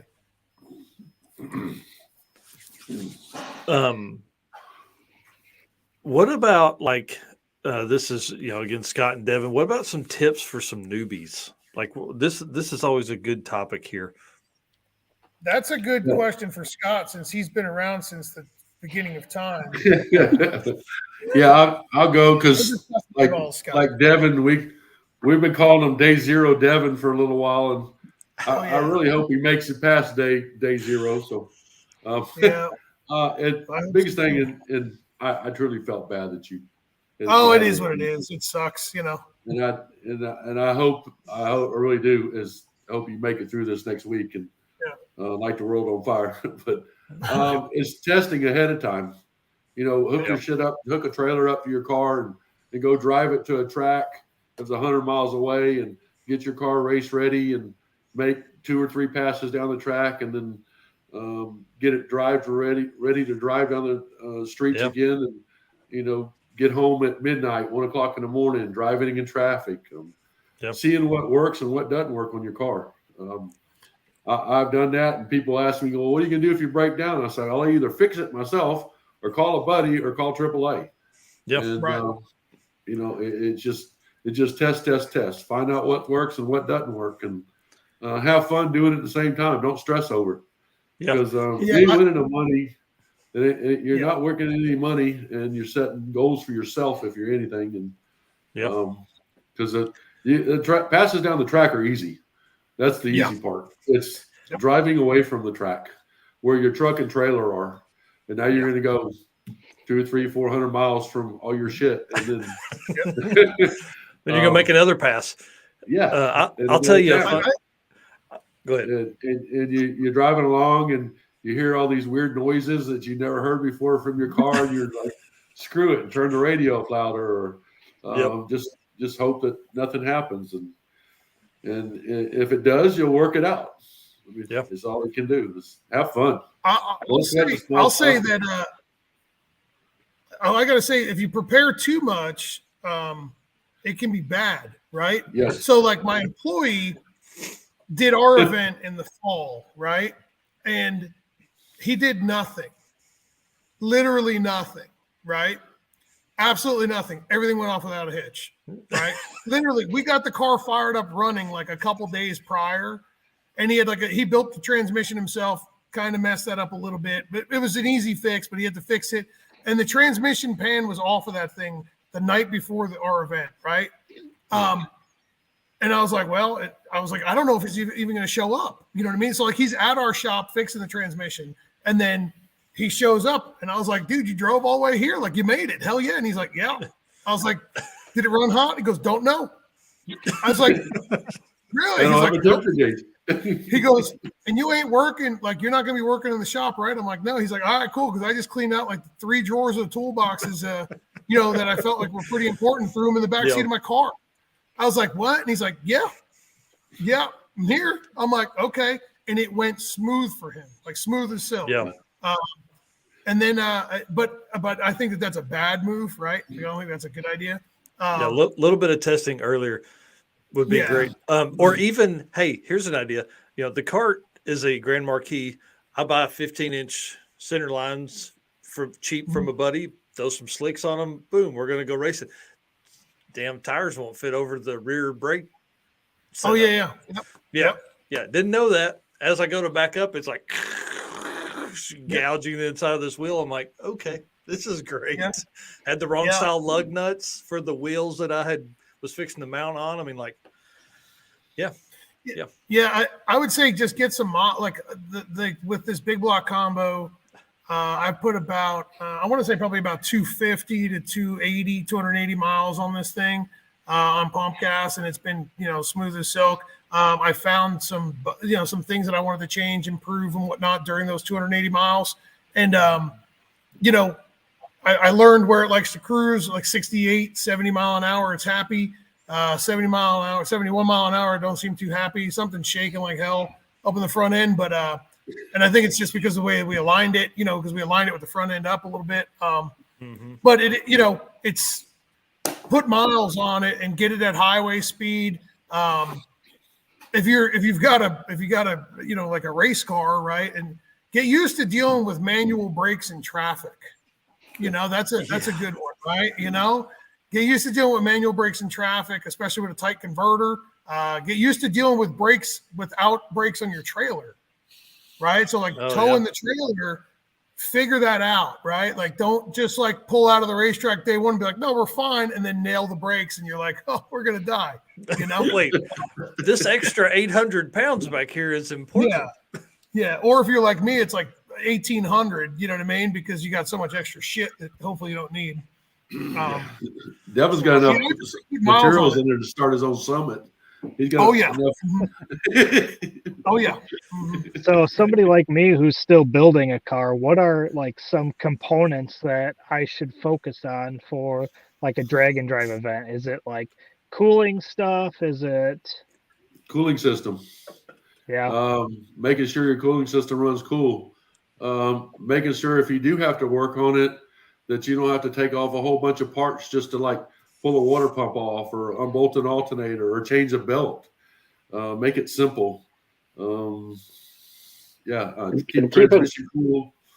And keep track of little things. I've got a neighbor who just had an engine built by a guy, and the guy, it runs good in his truck, and it's a 70 C10 pickup or whatever, but the guy puts Chinese rocker arms and Chinese push rods, and just the valve train is junk. And all he had needed to do was spend another $1,000 to put some quality stuff on it. And when you're trying to really push things for miles and miles like that, like my race cars, I've got all good, pretty relatively fast bracket cars, and you just can't pinch pennies in those type of places. Cooling, valve train, input shaft, torque converter, that type of, like, I don't have a car without 44 spline axles in it. You know, everything I do is just, it's only $500 more here, there, whatever. And when you're putting 30, 40, 50, $100,000 into a car, I know everybody doesn't have unlimited budgets. However, you put the money in the right places and you're going to be happier in the long run, always. Yeah. Oh, for sure. Like, I've been going through a struggle with mine, and it's not even because it's ran hot. It's because that I'm insane. I've been chasing the car to run.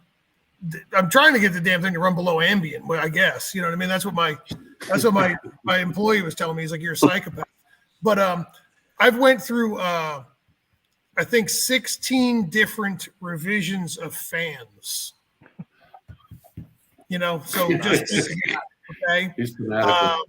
And I did a little shootout of fans the other day, and we had 14 fans with an anemometer and amp clamp. We did a whole bunch of testing with fans. And I found the winner that would fit. So I guess if it were me and you're building a car before, like, everybody buys the big turbo or whatever, and they're like, man, where are we going to put this thing? It's so shiny and it's badass, right? Fuck that. Put that thing back in the box, right? And then go get you the biggest radiator that you can find and go, okay, where can I put this? Well, and build a nice shroud for it, and don't mount it with the plastic pull straps. Right. You know, right. there's things like that when you're driving 700 miles or whatever it is. I feel attacked. Right. Yeah, like look at it so that you can get air to the front of it. Make sure that you can get that it's duct, that it's there's a good shroud built, you know, that's actually drawing air across the whole radiator.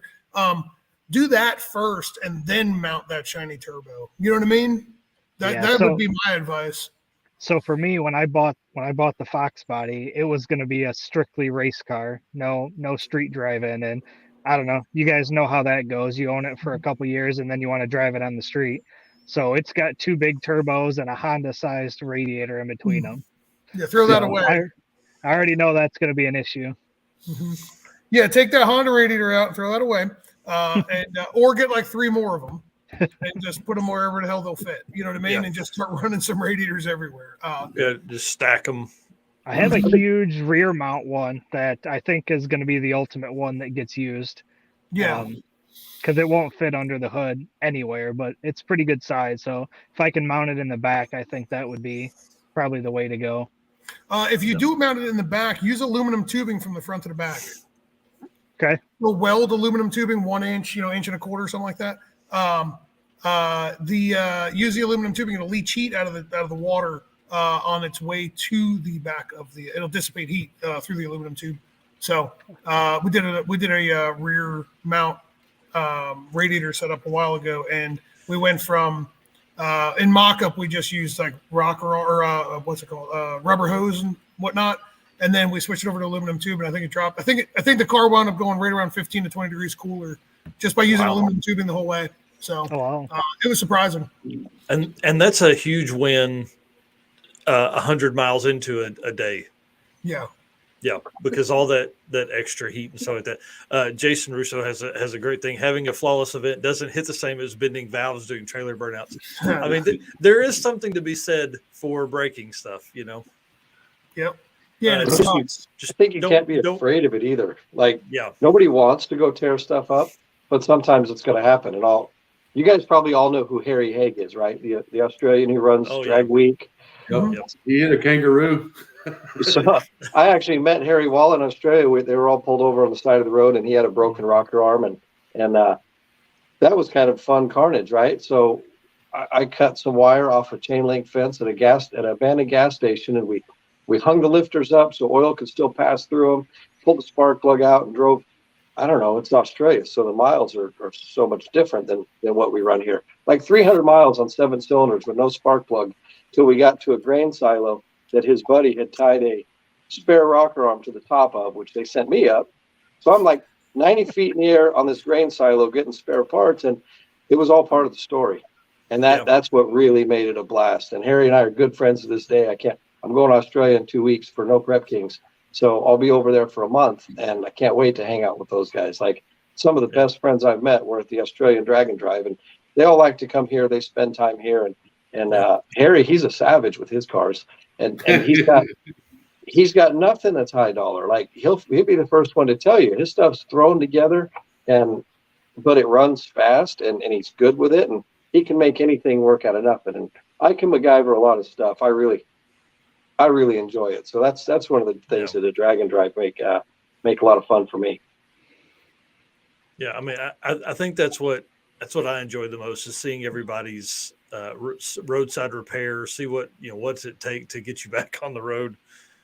What do you guys see as the most like commonly broke component during a Drag-N-Drive? Valve train, Valve rocker train, arms, 100%. hand shafts, Push rods, lifters, input shafts on power glides. That's valve train stuff. Yeah. I was gonna add something in there to that carnage thing. If you get your car painted, day one that you get the car back from the painter, scratch it. Yeah, because you're fixing. I like what he was saying earlier about laptop chargers and cell phone chargers. So Harry's trailer in Australia had 2 generators running on the trailer with extension cords taped across to the car and through the windows to keep laptops and phones charged on the drive. Yep. Mm-hmm. Oh yeah, like fuel pumps. Fuel pumps fail. Got to keep them cool. The bowl fuel. Seen guys riding around with bags of ice on top of fuel tanks to keep them cool. Yep. And that's because they got too big of a fuel pump for their demand. Yep. Yeah. You know? Right. So educate a little bit on that. So a lot of times, like, those guys are running, because obviously it's return system for 98% of these cars out there that are electric fuel pumps in the tank. They're running like a Dash 8, and they're running this gigantic pump that is capable of holding their horsepower and handling it fine, but they're just returning so much fuel, right? Mm-hmm. Yeah. When you're, I'm a pretty big proponent of the dual fuel systems. You know what I mean? Just because of the fuel that I race on versus the fuel we drive on. We race it on methanol and we drive it on pump gas. I run a little 255 Walbro in the tank. It's submerged in the tank. I actually have like a dual pump unit that's in the tank for the pump gas. We only run one. I keep the other one as a spare, right? And then I throw 2 spares in the trailer too. So we have 4 pumps just in case. And it's a Walbro 255. Dude, I'm telling you, if you all saw the amount of spare shit I got, it's unreal. Listen, anybody's watching this, when you break something, just go to Devin. Go to Devin first. Don't come to me. I'm probably going to need whatever you need too, But when you run a big pump, you wind up returning a lot of fuel back to it. But the big motor in the pump gets hot, like really hot. Like the motors just run hot. So you need to keep them submerged. And if it's not an internal pump, it's an external pump. You need to keep air out of the system because the motors get hot fast. If you're gonna run a single pump and it's a big pump and whatnot, look at fuel pump controllers where you start dropping voltage to them, or you start pulsing the signal over to them to slow them down. So that would be my advice. Yeah, one thing Andrew Starr said on one of the podcasts a couple months ago on here was that the orifice inside a fuel pressure regulator is 1/8 inch, whatever, because it's trying to regulate that fuel. Well, if you've got this gigantic pump that is when you're making boost and fuel's flowing, it's fine. But at idle or off idle at cruising, you've got this little bitty hole that thing is trying to pump the return fuel through. Right. So, he had a lot of ideas on how to manipulate that, and like some of the other fuel pumps that have a larger orifice to flow fuel through for return stuff. I thought that was a good idea too. Yeah, I use a Aeromotive like Extreme Flow. It's got a 1/2 inch orifice in it, but that's for my methanol side of it because it's got a 25 gallon per minute pump that's cable driven, but that doesn't run when it's going down the road. Like the cable gets unhooked. But I don't know. I guess I just try to push everybody like, man, do dual fuel. It's easier. Yeah. It's a little bit more. It's like a couple more bucks to begin with, but it's worthwhile doing. You know what I mean? Yeah. Yeah, I think that makes a bunch of sense. Or just make it so that you can put some dry brakes on it too, and just be able to swap out fuel pumps. You know, that doesn't sound like any fun at all. Scott, you're laughing, but you know that's something I do. I do some shit. I got dry brakes all over my damn car. You know what I mean? So mount the fuel pump with zip ties and use Jiffy type fittings. Yeah. Just, I use Staubli dry brakes, but just zip tie that thing. You're good to go. You know what I mean? Yeah. And leave enough room around it so you can put or if you're really smart and it's going to burn up a pump, plan ahead, mount a fan next to the pump, right? So you keep it cool. Done. Genius. Done. Yeah, zip tie that to the frame too. Right. Well, both of the promoters that are on here have national level events. Obviously, we're going from a year where we had 5 national level events in 2022 to now they're like 8 or 9.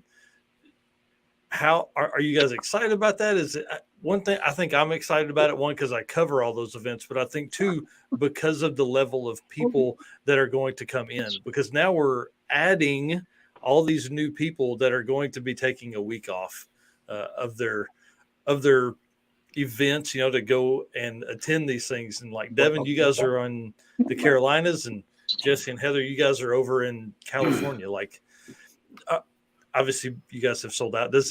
Are you guys worried about this many national level events? I'm not worried about it because we don't have anyone to compete with on our side. So yeah. I'm just worried that Heather didn't my phone's gonna die. Charge her phone. Hang on, we got to get plugged in here. I wasn't prepared for 2 hours. Gonna change angles and everything. Oh, this is bad. Lost it. Oh. Yeah, like Jason's saying, follow for the newbies. Follow Jeff Oppenheim around. He can give you all the pointers. Yeah. From a cordless drill to run your cable drive pump, to how to fix your car in case you have a slight fire under the hood. So, Jeff is an expert on that stuff. Well, when you asked about our event, to be honest, we're not sold out. Our event's not sold out, so you can still sign up if you want to. Oh, gotcha. Okay. Yeah. We're not capping our event. Well, we are capped. I'm not. Whatever. It's still open. I don't want to get into it, but it's still open. And the reason being is because of our location, but our event is more of we've got people that, we had a reasonably high rate of people that didn't show last time, so I'm just not going to count the event. And we're at a point now where I would prefer if we had a couple more people show up, because I'm banking on 25% people not showing up, just like the last one. You know what I mean? Yep. So I would prefer if more people signed up for it. But to Jesse's point, to Heather's point, we don't have a ton of we have a ton of competition in our area, like a frigging ton. Like, you can race every single day, all day in this area. You know what I mean? Like, no matter where you go, and there's 5,000 people all trying to do it. So, it's we've still got some spots left and everything. But our group of people that were, the group of people that are local or semi-local in this region, I'm afraid they might flake. You know what I mean? So, we're still going to compensate for probably at least 25% of people. Something's just going to happen, a family emergency, or their car's not going to be ready like they thought they would, and now they're just not going to come at all. Yep. So we're gonna have a few extra spots. We wanted to cap it at 150 for now, and then we still have some sponsors, like Jesse said earlier, to get registered in. And then we are. We're done. No, you guys are still here. Maybe they're not. Nope, they gone. They have.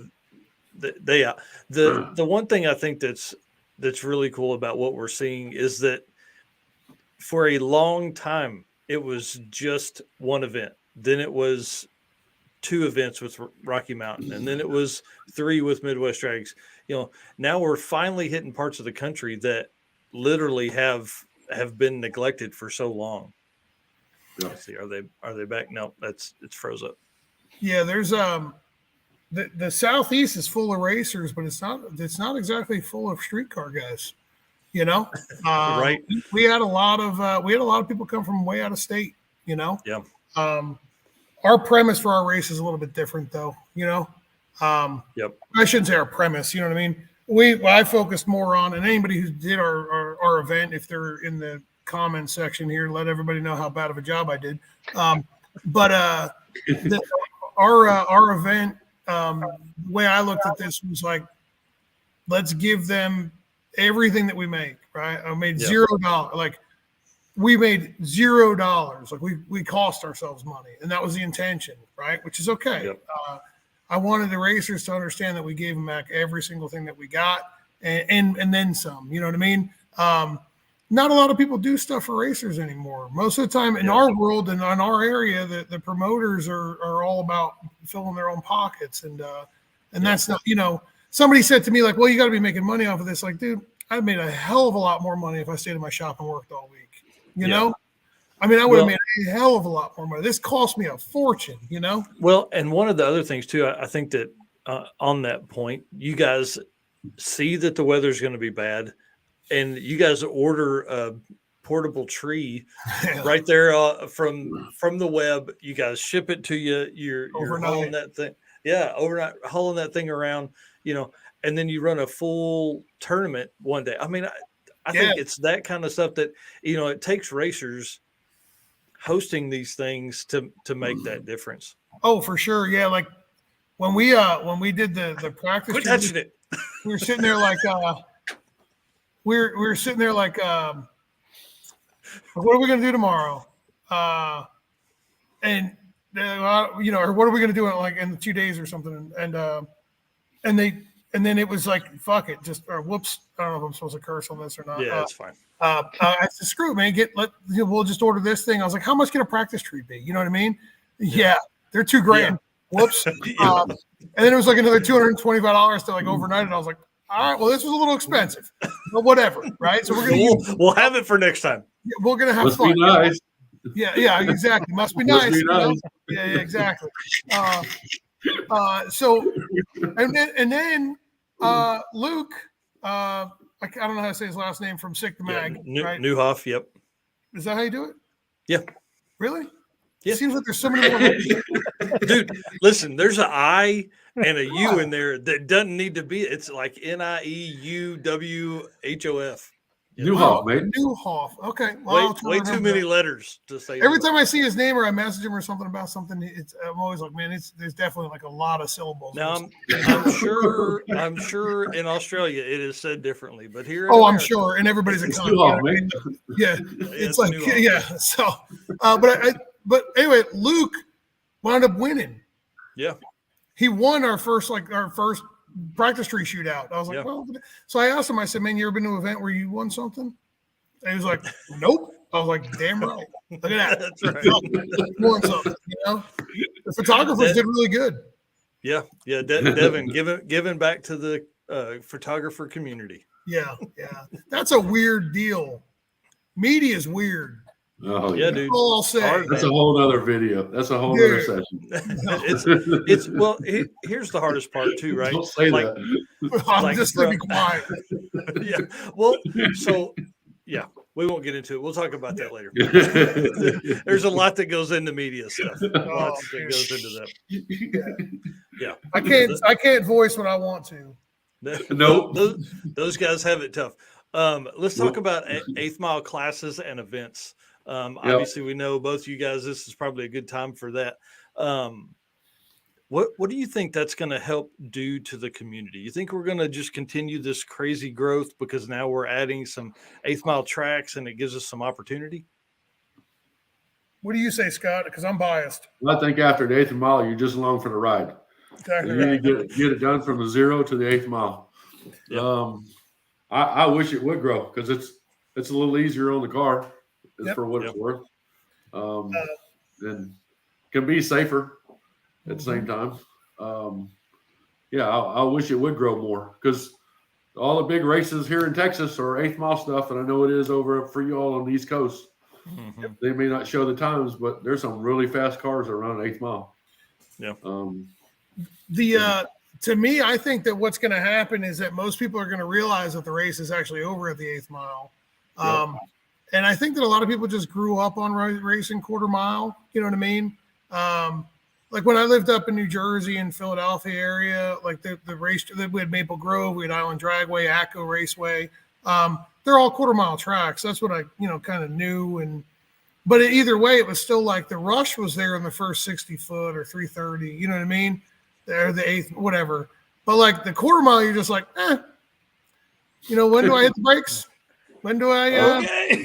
Here it is. Okay. You know what I mean? Yep.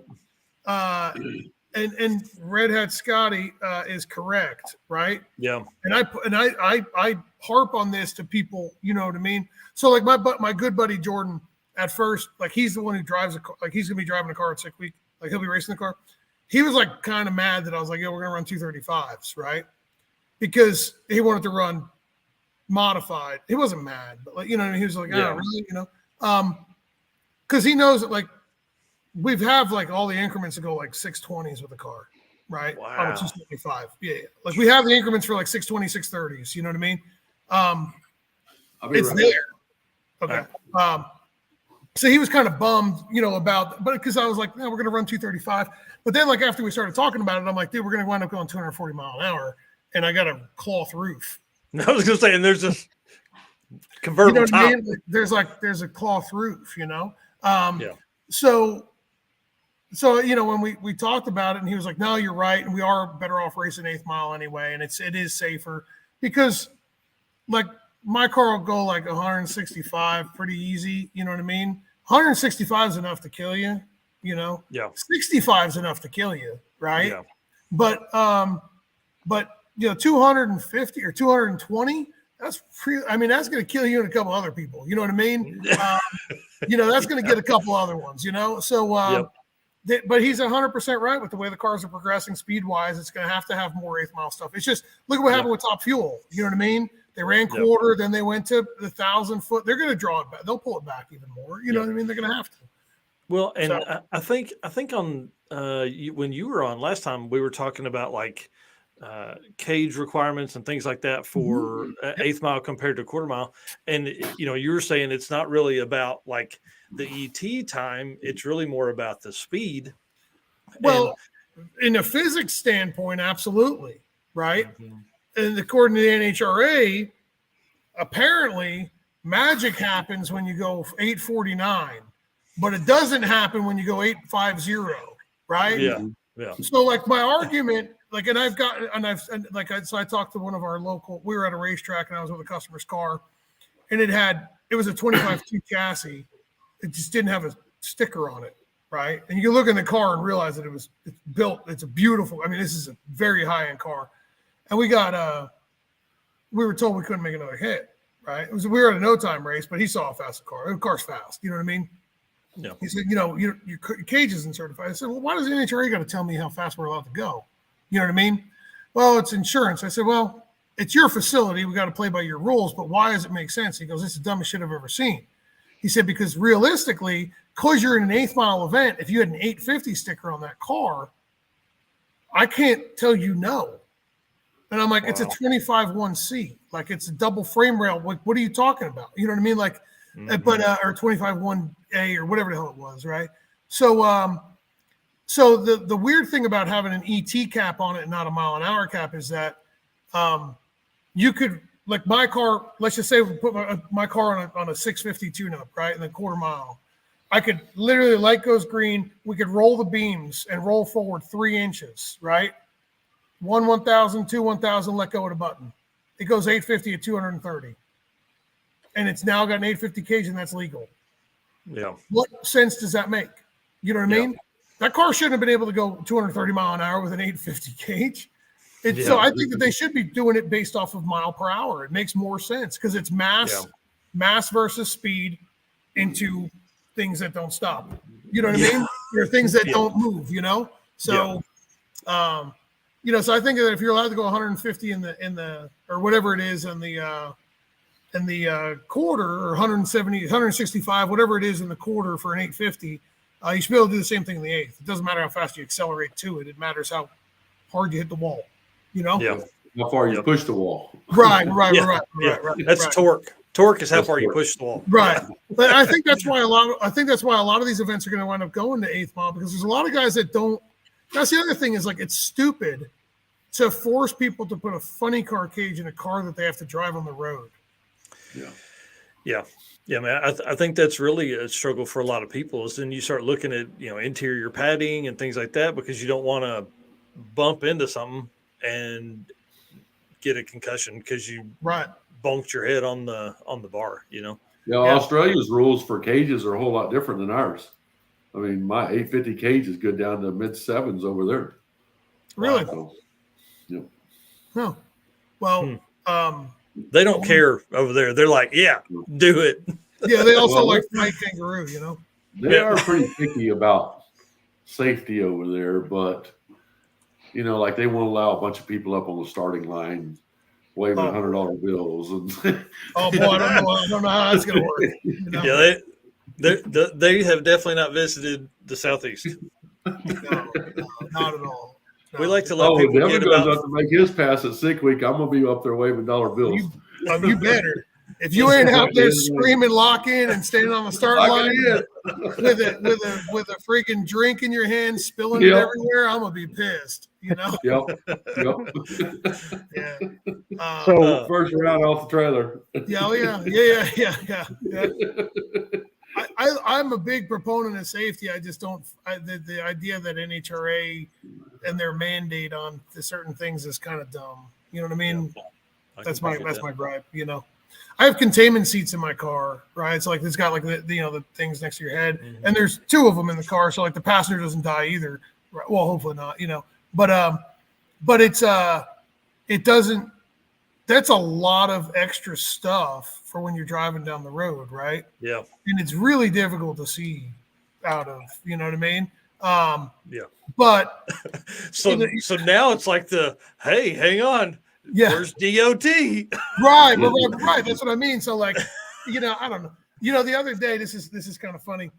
I called the company and I was interested in a product from them, and they were like, "Well, we don't recommend it for that." And I was like, "Dude, I got fucking $150,000 worth. I do not recommend sitting here." You know what I mean? Like, come on. Like, let's be honest here, right? Is it going to like take a shit immediately, or are we talking about like in a couple months? You know what I mean? Like, because I'm okay with a couple months at this price range, but I'm not okay with immediately, Yeah. And they're like, well, we just don't recommend it. I was like, listen, turn off the recorded line thing, right? Just talk to me like a normal human being, right? Yeah. Is it going to be all right for a little bit? I mean, what's your cell number? I'll call you on that one. Right.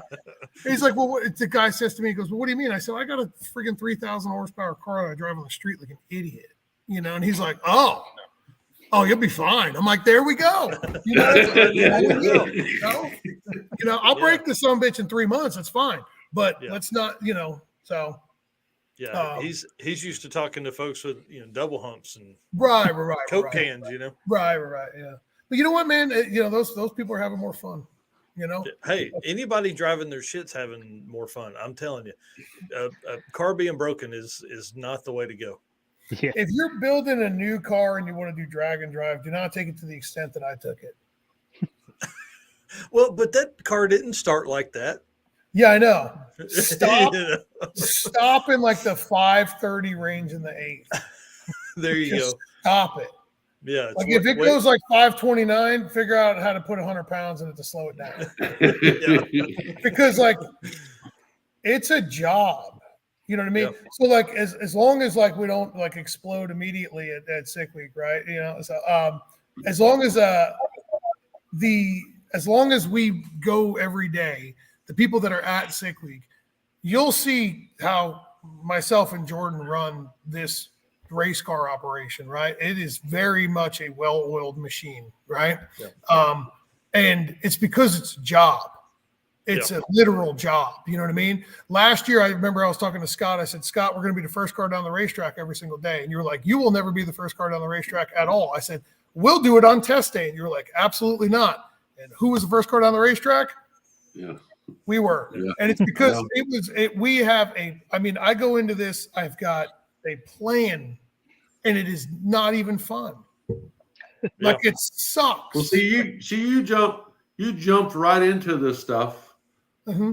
And you're trying to show up with a really fast car. You didn't start with a slower car and start working up and figure out what works. You start out with a car. Yeah. Oh, yeah. Really no, I was an idiot. Oh, yeah. No, I was for sure a moron. Yeah. Mm-hmm. Mm-hmm. So. Yeah. I'm telling you, if you. Yeah. Hey, go ahead. In 2014, what you did, I would never recommend to anybody. No. Scott Brown speaks from experience. In 2014, his average was 11,578. Yeah. Really? Yeah. Okay. So, well. Yeah. In 2014, I was probably what is that? Is that 9 years ago? Yeah. I don't know. I was probably going somewhere in the 550s or something. Yeah. You know what I mean? Somewhere around there, you know, which is where I should have stopped. You know what I mean? There was the golden years, you know, should have stopped. I could have had fun. Now it sucks. You know, now I got to wake up at 4 o'clock in the morning to get struts revalved. You know what I mean? There's a point where you're going so fast, and then the maintenance level goes way up, and then the stress level goes way up, and the amount of money that comes out to go into it goes way up. Oh, yeah. I mean, it just – there's a if you have a competitive nature about you, then it's you want to go faster. You want to be better than the next guy. Yeah. Like that. We'll see. Like that's why we did what we're doing with this 235 deal, right? Is like we went like in testing, we went a 40 something 48 or something like that, right? It was a reasonably soft hit. It only went like a 113.60, but it still went a 48, right? What was the mile an hour? 172 or something like that. You know? It had like 28 pounds of boost in it, 29, 30 pounds of boost in it, something like that. It was pretty. So this is a 4.0. This is a 4.0 car on 275s. Yeah. Mm-hmm. Yeah. So we went at 49, and I was like, "Fuck that! We're not doing that." Like you know what I mean? I was like, "We're not even doing that." Like I could put it in the traction control, the Davis profiler, and try to make it follow the dots and try to make it ride that, right? But that's not the way this is going to work in my world. My hope is that we get to the racetrack as first in line or whatever, you know what I mean? And we get through the gate. If we're in line, I'm swapping the car over. We're changing plugs and everything. We're swapping the car over to methanol in line before the gate opens, right? Nice. Yeah. I'm going to dump that friggin' trailer like while we're rolling. You know what I mean? I'm going to just drop that bitch and go, you know? I want to be first in line. I want to be first car down that friggin' racetrack. In a perfect world, I'm going to make a pass at 9:01 a.m. or whatever the hell time the track goes hot at, right? And we're going to be on the road by 9:45. That is my freaking goal. That's my goal. You're going to have 2 hours worth of autographs to sign and T-shirts. Oh, that's going to be you. There ain't going to be anybody near me. Parts to sell. I mean, there's going to be people, dude. There's going to be so many people over in your pits talking to you, asking you questions, and I mean, you're going to be walking around with a laptop going, hey, you know. Oh, man, if anybody's watching, please do not throw a laptop in my when I look like I'm in the middle of doing something. Dude, can you take a look at this real quick? Can you take a look at this real quick? Oh, my God. What am I doing wrong? Yeah, I mean, you get all these free videos. You just hit some free laptop time on my car. Yeah. Hey, I was wondering, my car doesn't start and I'm here at sick week. You think you can get it to start and then complete the week? But no, fuck it. Yeah. You know what I mean? Let me just devote the rest of my life to this. No problem. Yeah, just to help me with my drivability down the road. So you can ride with me for a couple miles down the road. Right. Yeah. No, it's oh my God. Yeah, just if anybody's watching, just don't throw a lot that's like the easiest way for me to just be like, okay, I hate this dude.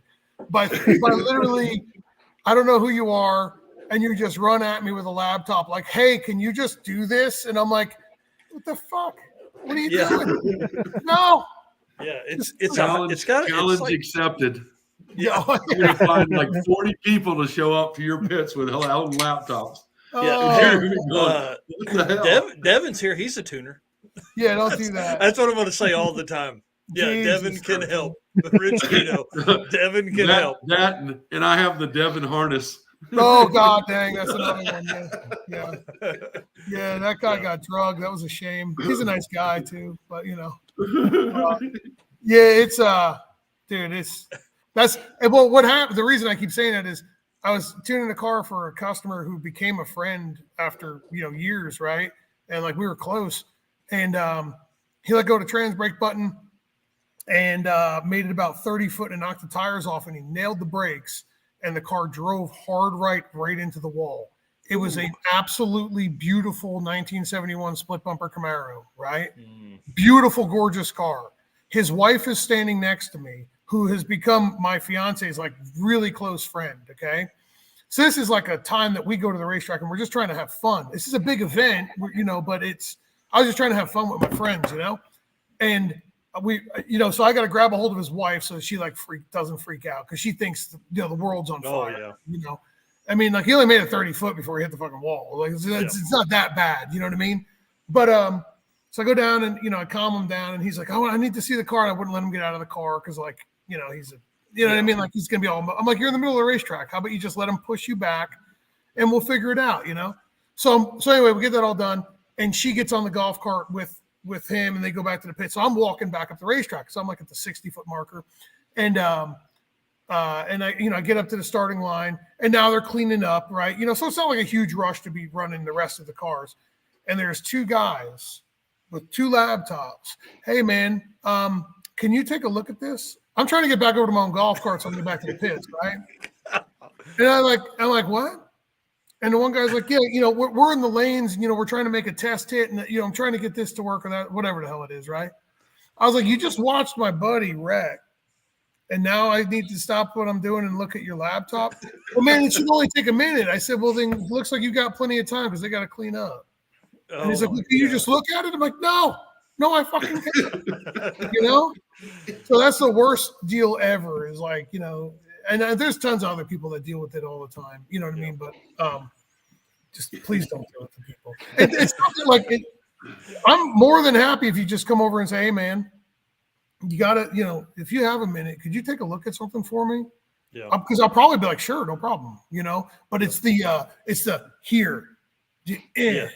Hey, can I give you this and you give me something cool back and I don't give you anything else? Right. Hey man, I had prepared nothing at all. So can you just do all this for me? Yeah. And then it'll only take you awesome. a second. It'll take me 4 hours. Right. I should have done it the 4 hours leading up to this, but I didn't. Right. I should have done it for the 7 months. Yeah. When I signed up for back to your pits, and there's going to be a line of people standing there with laptops. Yeah, holding them out, going. Well, then I'm going to be in the middle. Can I get will you sign my boob? You're gonna hear some. You're gonna hear some New Jersey come out of me. Nice. You're gonna hear some New Jersey come out of me. So. So other than Sick Week, what other events are you guys planning on attending in 23? I'm signed up for Sick Summer. Oh, perfect. Yeah, so roast in the Midwest, and we'll see how it works out towards later in the year. Yeah. I'd love to come out to Devin's deal. I started all this with Drag Week, but Drag Week's become so corporate and not where people actually seem to give a shit about you, like Tom and Devin and Matt Frost and all those, the Hyde that actually give a crap about you. That I used to get excited about Drag Week, but not anymore. And I'm glad that people like Devin and everybody else have come up with these. Tom, it's something to look forward to. It just depends on how the year works out. Yeah, it's cool. I should be at Sick Summer, so definitely be interested in checking out the car and talking a little bit. Yeah, we have a big event come up here in March up at Texas Motorplex. It's basically 3 or 4 days worth of 8th mile radial racing. Michael Hollis and them were putting it on. Yeah. The radio Texas Radio Roundup, I think, something like that. Yep. I wish Devin come out and race that. So I think I'm actually going to wind up being there for that to work with a car. I won't have my car there, but I think I'm going to be there. I'm working with a customer. So I'm pretty sure that's the one that he was talking about. I don't know. Yeah, it is. It's end of March. Yeah. Is that is that they got a big all steel all glass? Yes. They do? That's got to be the one then? Yeah. Is it like 20,000 to win or something? That might be at XRP, which is about 30 miles north of Ennis. So I don't remember where it's at. I know that we're supposed to be going to Texas in March, I thought, to do something. Yeah, Michael Hollis is a good dude, and the guy named Ryan Wing will probably be there. He's a great guy. Streetcar Chronicles on YouTube. Met those guys at Race Week 21. Man, there's so many people that are within the Drag-N-Drive family that take care of each other and always do great stuff. So I'm actually going to try and come down to the radio roundup just to, I think, pitch some Drag-N-Drive stuff to those folks, because there's a extreme street and a true street class and all that kind of stuff. I think a lot of those folks will we'll maybe see some of them sprinkle over. Plan on first round being at midnight, second round 2 a.m. and you watching the sunrise with 4th, 5th, 6th round. I mean, it's crazy. Nice. I mean, it's insane. Yeah. I think all we're planning. I'm up in the air. I was thinking about trying to get into Midwest drags because it's over in my side of the country. But I really, really, really hate New Jersey. I'm from New Jersey, right? And I like the food up there. Like, don't get me wrong. If anybody's like, "Whoa, New Jersey," because I know anybody who's from New Jersey that's watching this is immediately puffed up now. You know what I mean? They're all like, "What are you talking about?" Because I know, because when I gave a shit about New Jersey, I'd be doing the same thing. But I really just don't like going up into the Northeast. I just don't like going up there anymore because I lived there for so long. So I'm a little leery on that. But I'm interested in it because the weather should be good. The tracks are going to be reasonably good. I haven't, I got to kind of put out some feelers about how radial prep's going to be out at some of those events or some of those races. And then it's not public information yet, but I know all the stops for Drag Week, right? And they're all close to me, right? It's on the East Coast. Yeah, and they're all close to me, so I'm like, maybe I should just do that. But then, my other part of it is that I've heard from countless people that the powers that be in the Drag Week world don't really care. They don't really care about the racer or anything like that. So it's a money thing for them. It's all money. Yep. So, and then we got our event in April, and we're gonna do another one in November. And then we'll probably wind up getting into. I think we're going to wind up putting. I got to change the rear gear, and I think we're going to try to run some LDR. Oh, nice. Drag radial, you know what I mean? But drive it to the lanes, from the lane. Go get dinner in it. See how we can. We'll probably be ducks in it, but that's okay. Yeah. That'd be cool. So, I think that's all. Yeah. And then my schedule is jam packed with dealing with customer cars. So, so I'm at a racetrack all the time. It's just my car doesn't really go a lot, Yeah, you got to make everybody fast, not just yourself. I ain't been fast. And most of my customers that are no time racers, not a single one of them been fast. Damn. I ain't never worked with a single fast grudge car in my life. Ask the owner. Every single one of them will tell you how slow their stuff is. You know what I mean? It's the way it works. That's it's all motor. Yeah. Oh yeah. Small turbo. Yeah. Oh yeah. But I think that the Drag-N-Drive scene is getting exponentially bigger. My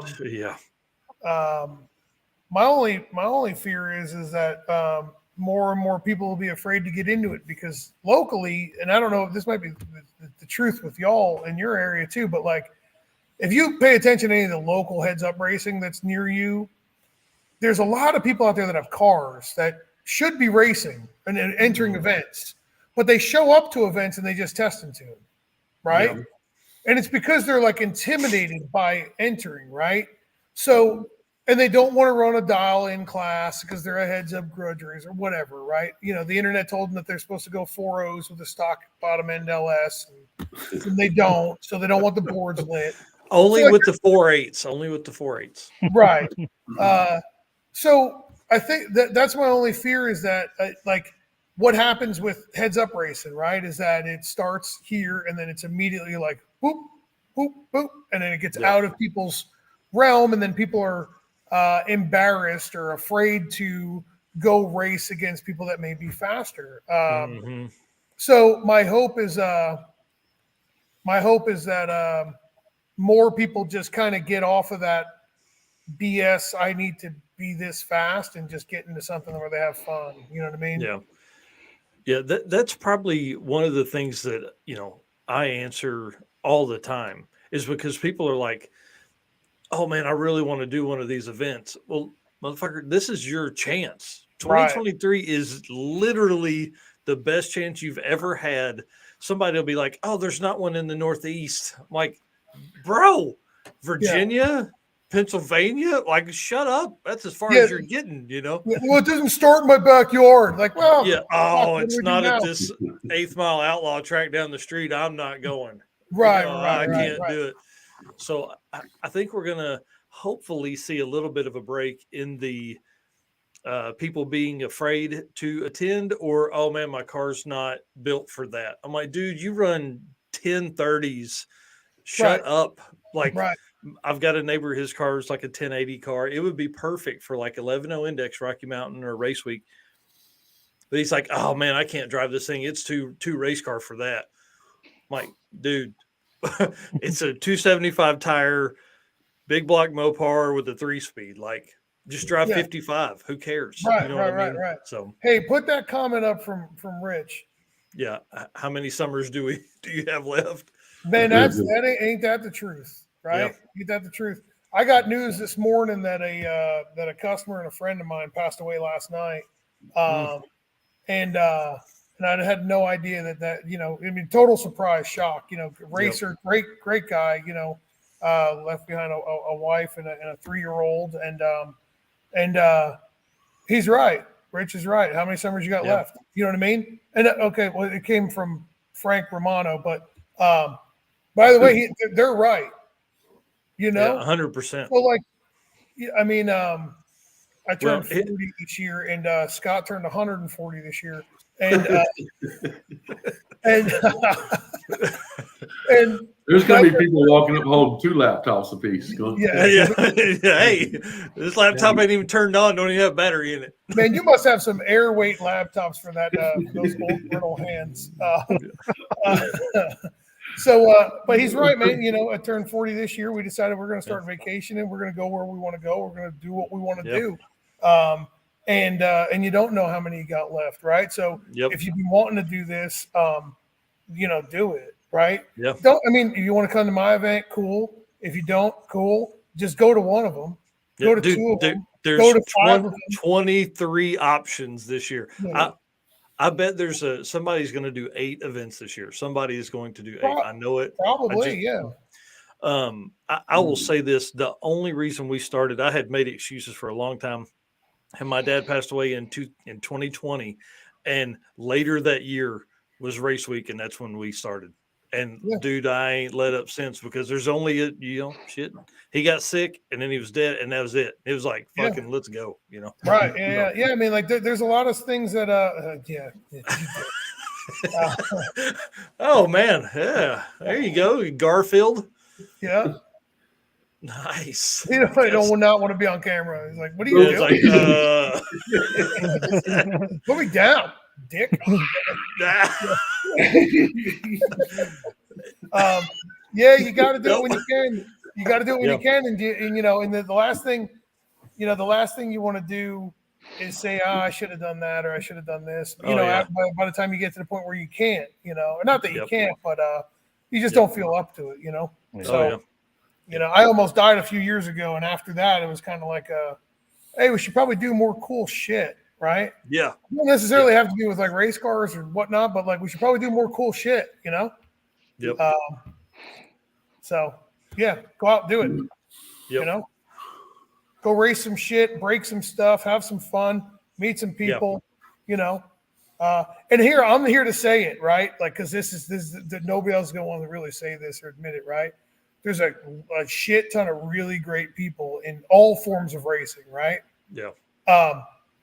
There's also some people that are shitheads. Oh yeah. Yeah. The cool thing okay. is, like, if they're shitheads, you don't have to hang out with them. Well, that's what I'm getting at, right? Is there's somebody for everybody. You know what I mean? Yeah, there like, you go.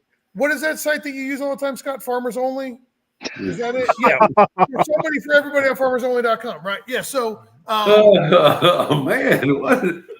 You brought this on yourself, Scott. Yeah. Oh, okay. Yeah, I heard those small block Ford comments, and we're not letting up. But no, it's what I'm getting at is that, like, just because you may and I'm not calling people shitheads, just because you may think that you would not have the personality to fit in with a group of people that are like the group of people that are in Drag-N-Drive, it's not everybody is the same, right? Yeah. Not everybody's the same. You can still be competitive in Drag-N-Drive. That's the thing that we learned a lot with our event. We had some people show up to our event and they were like, "I'm so happy you put on this event and the way you're doing things because I want to go fast. I want to win." You know what I mean? Not only do they want to survive the event and have a good time, but we tried to harp on like the competitive nature, because there's a lot of racers out there that would like to do this type of stuff, but some of them just don't feel as if there's a competitive nature to it, right? Which obviously the competitive side of it is like surviving it. You know what I mean? Like that's the competition within yourself, but the competitive nature amongst other racers. So just know that, like, if you're on the fence and you're like, hey, you know, I kind of want to go do an event, a Drag-N-Drive event, and you look and you see everybody's like, you know, buddy and friendly. Well, not everybody is. You know what I mean? Yeah. You know, if you're going to be a dick, there's probably a couple other dicks you can go hang out with over there. You know what I mean? That's right. And at least y'all could have some, like, you know, commonality across. You know what I mean? So just don't be afraid to get in it. You know, there's something for everybody. You know. Yep. So that's awesome. Except for electric vehicles. Fuck them. You know? Yes, there were some electric vehicle comments up top, and I didn't even bring them in. So. Yeah, because they don't deserve to be, you know? Yeah, they have no soul. So, all right. Well, guys, I want to say thank you so much for coming on, hanging out. I mean, 3 hours in. This is our longest Drag-N-Drive show we've had yet. It's not the longest I've been on with either of you guys before, though. But I've got shit to do tonight and got to work tomorrow. So, just like everybody else, Devin's got to be up in 4 hours, 6 hours, maybe 4 hours. 5 hours, yeah. He's all right. That's normal. I don't usually sleep much anyway. Yeah, he went in and ate a little bit, got a text from Scott and was like, "I'm going to run back out here and talk to these idiots for 3 hours." Yeah. No, my fiance is awesome. She brings me food, and if she better be watching, she better heard me say that shit too. Okay? Laurie, I'll chop that out and put it on a repeat. Yeah, there we go. No, she's awesome. She brings me food out. You know what I mean? So she knows that I don't starve to death. You know. Yeah. So I am withering away. You are a lucky man. Yeah, you are a lucky man. Yeah, that's for sure. Well, thank you for having me. I appreciate it. And Scott, I'll see you guys next week. Yeah, I'm looking forward to it. I'll see you. I'm excited. Later, guys. See you. See ya. Dude, what a hell of a show, man. That was a lot of fun. That was pretty wild. I had a good time. And, man, the views tonight have been insane. The comments have been insane. I want to say thank you so much to everybody that has made comments. There's been a ton of jokes laid out tonight. We're going to let Scott make some comments at Sick Week that nobody can rebuttal. You know what I mean? So we'll be live. So it's going to be a lot of fun. I do want to go back up here to some of the comments. Big Block 402 said that lost his dad in 2021, 5 weeks after they found his bone cancer.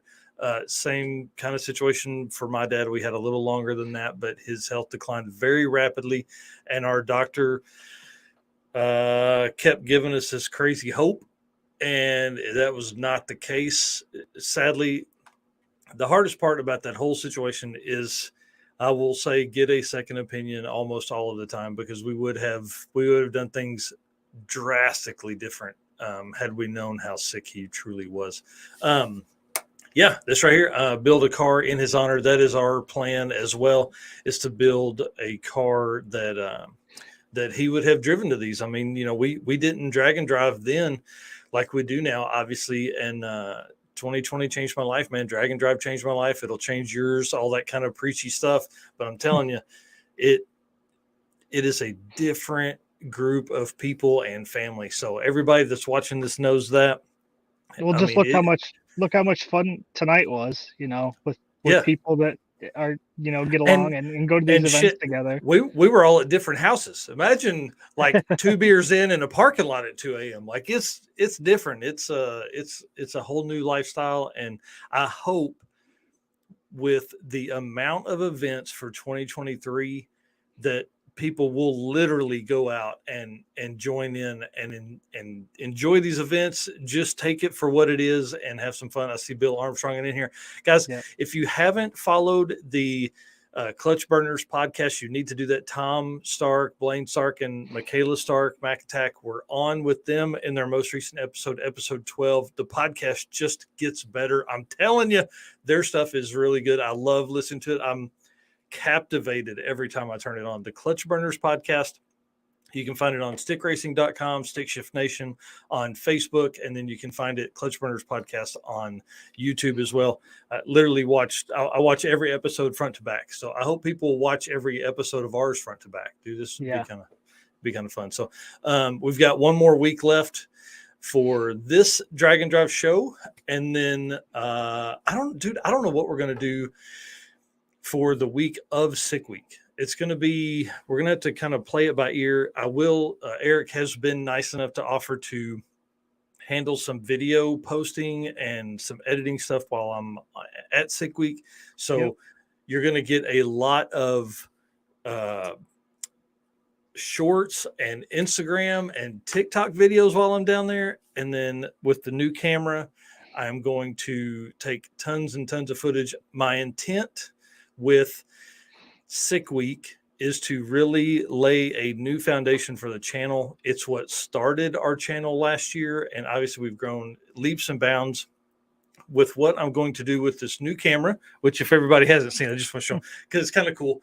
That's the boring side. Here, look at all these buttons on this side. I don't even know what all that stuff does. Anyway, so you are going to have your TikTok ready by Sick Week? Yeah. I'm reloading it probably tomorrow. So the plan is to just literally, we posted more than 300 videos and posts across all social media for 2022. Intend to do that and more for 2023. So hopefully with the camera, I'm going to tell a ton of stories. That's my goal. I'm going to follow intently 12 to 15 people throughout the week, getting their story, telling the whole process. If I see them, I'm going to interview them, things like that. That is what the big camera is going to be for. That is what all of that is dedicated for. And everything else is going to be shot on my phone with a gimbal and simple, fun stuff to gain followers, and the big camera for in-depth content coverage. I'm really pumped about it. So, I just want to say, Rich Guido says he leaves in 2 days. And then I don't know if you guys saw the post I made today, but they are picking up Blaine Stark on the way. Rich and his dad are picking up Blaine Stark on their way down. So that's going to be really cool to have Blaine down there as well. So, all right, dude. Guys, obviously, I think everybody that's probably still here is subscribed. If you haven't yet, please do that to both this channel, 815 LSX Swaps. It's a good one. Motorsports Paparazzi. You don't have a YouTube channel yet, or you do have a YouTube channel yet? We do. We've got 57 subscribers already. Nice. And then you're growing bountifully on Facebook and all that stuff too. So, guys, again, we're live on 8 platforms tonight because of you and the support that you provide us and the comments and the shares and all that kind of stuff. So, Eric, tell them thanks, and I'm closing this down. All right. Thanks for watching, everybody. We'll see you next week.